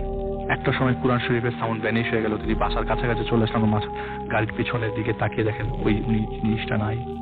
তো উনি ভাবলেন যে আমার সাথে যা হচ্ছে তা হয়তো বা সাধারণ মানুষের সাথে হচ্ছে না, আমি হয়তো বা একটু এক্সেপশনাল, আমাকে ডাক্তার দেখাইতে হবে। এরকম কন্ডিশন চলতে থাকলে আমি বাঁচবো না। আর উনি তো রেগুলার ড্রিঙ্ক করতেন, তো এই জিনিসটা তার মধ্যে থেকে গেল যে না, এই জিনিসটা আসলে বাদ দিতে হবে। তো উনি ঢাকায় আসেন, সাইকিয়াট্রিস্ট দেখানোর পর সাইকিয়াট্রিস্ট ওনাকে জিনিসটা বলেন যে আপনাকে এটা ছাড়তে হবে।